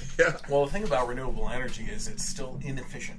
And which is exactly what you're saying. Mm-hmm. Last I saw, it would take a solar panel field the size of Connecticut to power New York City. It would take a windmill farm. It would take a solar panel field taking up the whole desert around Las Vegas to power Las Vegas. Mm-hmm. All square footage, okay? It's a lot of slot machines. It would take a windmill farm out in the ocean the size of Connecticut to power New York City. Yeah. So where are we going to put all these things? It's inefficient at this point, right? We need to figure out a way. Now, amazingly enough, the stories that you hear about Tesla, like actual Tesla, what was his first name? Nikolai Tesla. Nikolai Tesla. He, at one point, did you ever see the Prestige? Yeah. Okay, so at one point, it's been a while. David Bowie was Nikolai Tesla. Yep. And he took a bulb and screwed it into the ground, and right into the dirt, and it lit up. Do you know that that's true? Mm-hmm. That was based on fact? I know that he found a way to wirelessly transfer electricity into the ground. Mm-hmm. So he was on the forefront and was doing amazing things, and at one point had funding pulled from, I believe it's Westinghouse or something like that, for this mansion that was going to be this innovation capital of the world for things like this. Some of his ideas led to Bluetooth and everything, right? Mm-hmm. And the reason why his funding was pulled for this wireless energy is because they couldn't make money on it. The people that were funding his research. So they pulled it. They're like, why would we want free energy going out? We're making money on energy. And it was pulled. Yep. So we need more innovation. We need more Teslas in the world. We need people like Elon Musk, even though he's disagreeing with it. We're going to find out real quick why that is. Mm-hmm. So. Yeah, and another thing with and Steven Crowder brought this up, but he mentioned that a deal like the Paris Accords basically stifles innovation in the country. You know, Absolutely. if this kind of thing existed before the industrial age, oh, sorry, Mr. Ford, not you, Henry. Yeah. No automobiles. You know, oh, no internet, no nothing. Like there would be no way to move things forward. Like there is a correlation between carbon emissions and innovation as well. Yes, you know, absolutely. just because of the manufacturing and the business and everything that goes along with it. Okay, so here's the surprising part for a lot of liberals. Other massive corporations have come out in favor of the U.S. remaining in the deal, including heavy hitters such as ExxonMobil, Chevron, and BP. These evil oil companies? Evil oil companies. Want to Now, stay in? Why, Chris? Shell was also one of those. The Shell president, an oil company that the left likes to demonize for their industry, said the following. We believe climate change is real, said Ben Van Beurden, CEO of Shell. We believe that the world needs to go through an energy transition to prevent a very significant rise in global temperatures, and we need to be a part of that solution in making it happen. So why would big oil companies come out in favor of regulations that would harm their business? Put your thinking caps on, people, because we're going in a little bit more education tonight. The reason is, by instituting regulations on these types of industries as a whole, it ensures that only the heaviest hitters among the group will survive. Smaller competitors that are trying to compete with these companies, including Musk's competition, will be crushed by the cost of new regulations. And while these big companies will surely feel the sting, that is all that will end up being felt, is a sting, not a wrecking ball. Mm-hmm. So you institute these regulations, it's going to crush any of the competition of these people. These companies are, established, like Shell, BP, ExxonMobil, and even Elon Musk stuff. So they're pushing for it. It looks good PR-wise. Yeah, we believe in all this stuff too. Mm-hmm. And in the meantime, they squash out competition. Yep. So that's the real reason why the heavy hitters are getting behind this too. You can think Elon Musk is a genius all you want. He is. I'm not denying that. Yep. I think I've done podcasts on him. Yeah, we talked about amazing stuff with what he's doing.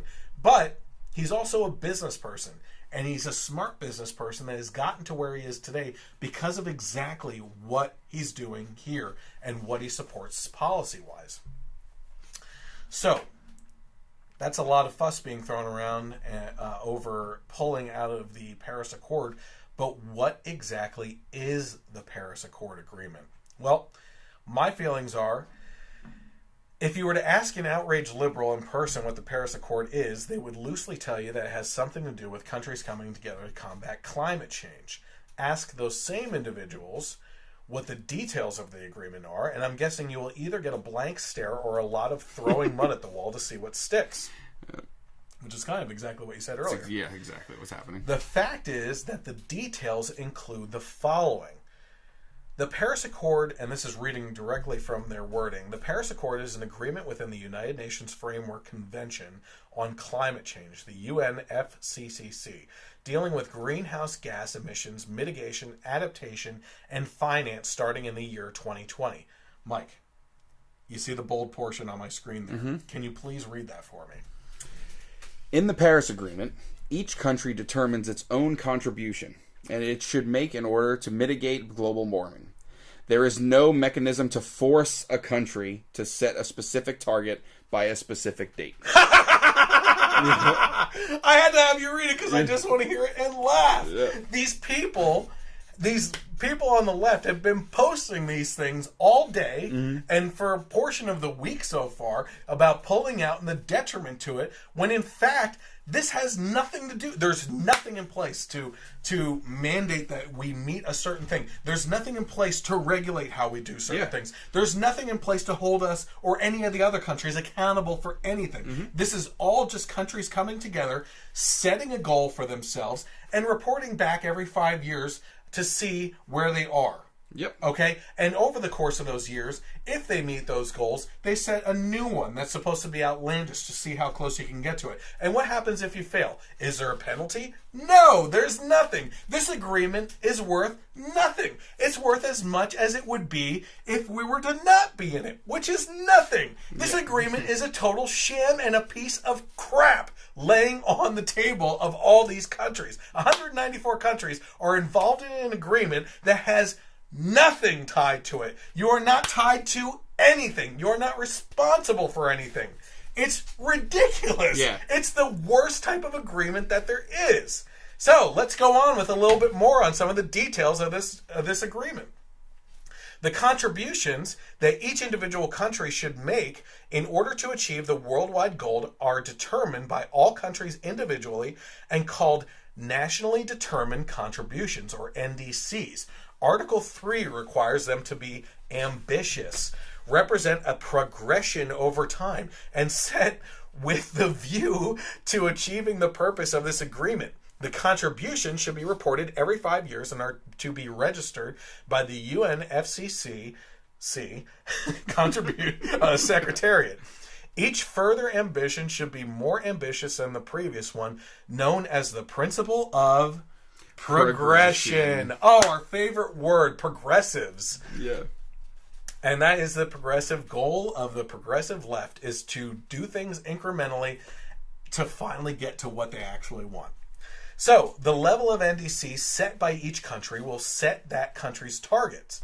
However, the contributions themselves are not binding as a matter of international law, as they lack the specificity, normative character, or obligatory language necessary to create binding norms. Furthermore, there will be no mechanism to force a country to set a target in their NDC by a specific date, and no enforcement if a set target in an NDC is not met. There will be only a name and shame system. As the agreement provides no consequences if countries do not meet their commitments, consensus of this kind is fragile. A trickle of nations exiting the agreement may trigger the withdrawal of more governments, bringing about a total collapse of the agreement. So what does this agreement even do? There is nothing binding in it at all. A withdrawal as a country doesn't mean squat, just as being a part of it doesn't mean squat. A rising tide lifts all boats, yes, but a sinking boat tied off to other boats will drag them down as well. And that is exactly what these types of deals do whenever countries get together like the UN and make international agreements. They bind us to decisions that in the long run there's no thing up there. There's no where am I? They bind us to decisions that in the long run cost taxpayers more money than the plans are worth and end up either hurting the situation more or doing nothing. But at least the agreements I am alluding to are binding. This has nothing in place to check and balance a system. It is literally a call out for how well you are doing with climate change. So what is actually stopping our country from listing off ways that we are going to start conservation efforts and listing goals to meet without ever entering into this agreement? As a matter of fact, one of Trump's advisors, and his own daughter for that matter, Ivanka Trump, has made climate change one of her banner issues for the administration because she believes in it so much. So this belief that Trump is the ultimate denier and that the left is making him out to be this president who burns rubber tires in the White House's backyard in his free time while shooting penguins is ludicrous. This agreement is nothing. It is not. Yeah, it's complete. We could have stayed in and not done anything, and it would have been the same thing as leaving. Like, at least Trump's just being transparent with what's actually happening. You know. And I don't even think he said this stuff in his speech, did he? Like, what it actually is, that it's non-binding, that there's no consequences. No, he did mention a non-binding. This was a non-binding agreement. Yeah, we could have stayed and done nothing. And it's not just that. It's also like the financial responsibility that was basically set for us. I think Obama said that we were going to basically send $3 billion to developing countries as of which, so far, we've already given a third of that. So we've already blown $1 billion on this. Well, send it to Iran. Why not? Yeah, why not? So again, all it's doing is, even if we are kind of following the steps that we don't have to, it's just hurting the American people because we're so heavily burdened by this agreement. Yep. If we chose to follow it, which we don't have to. Exactly. So I want to thank everyone for tuning in.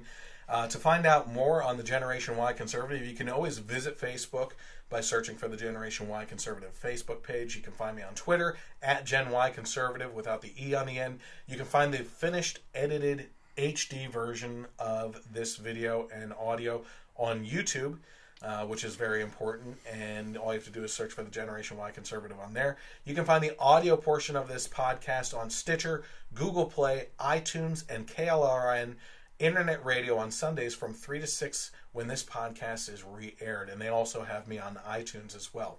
So, I will catch you midweek next week for the Wonder Woman review with Mike here as well. In the meantime, have a great night, and God bless America.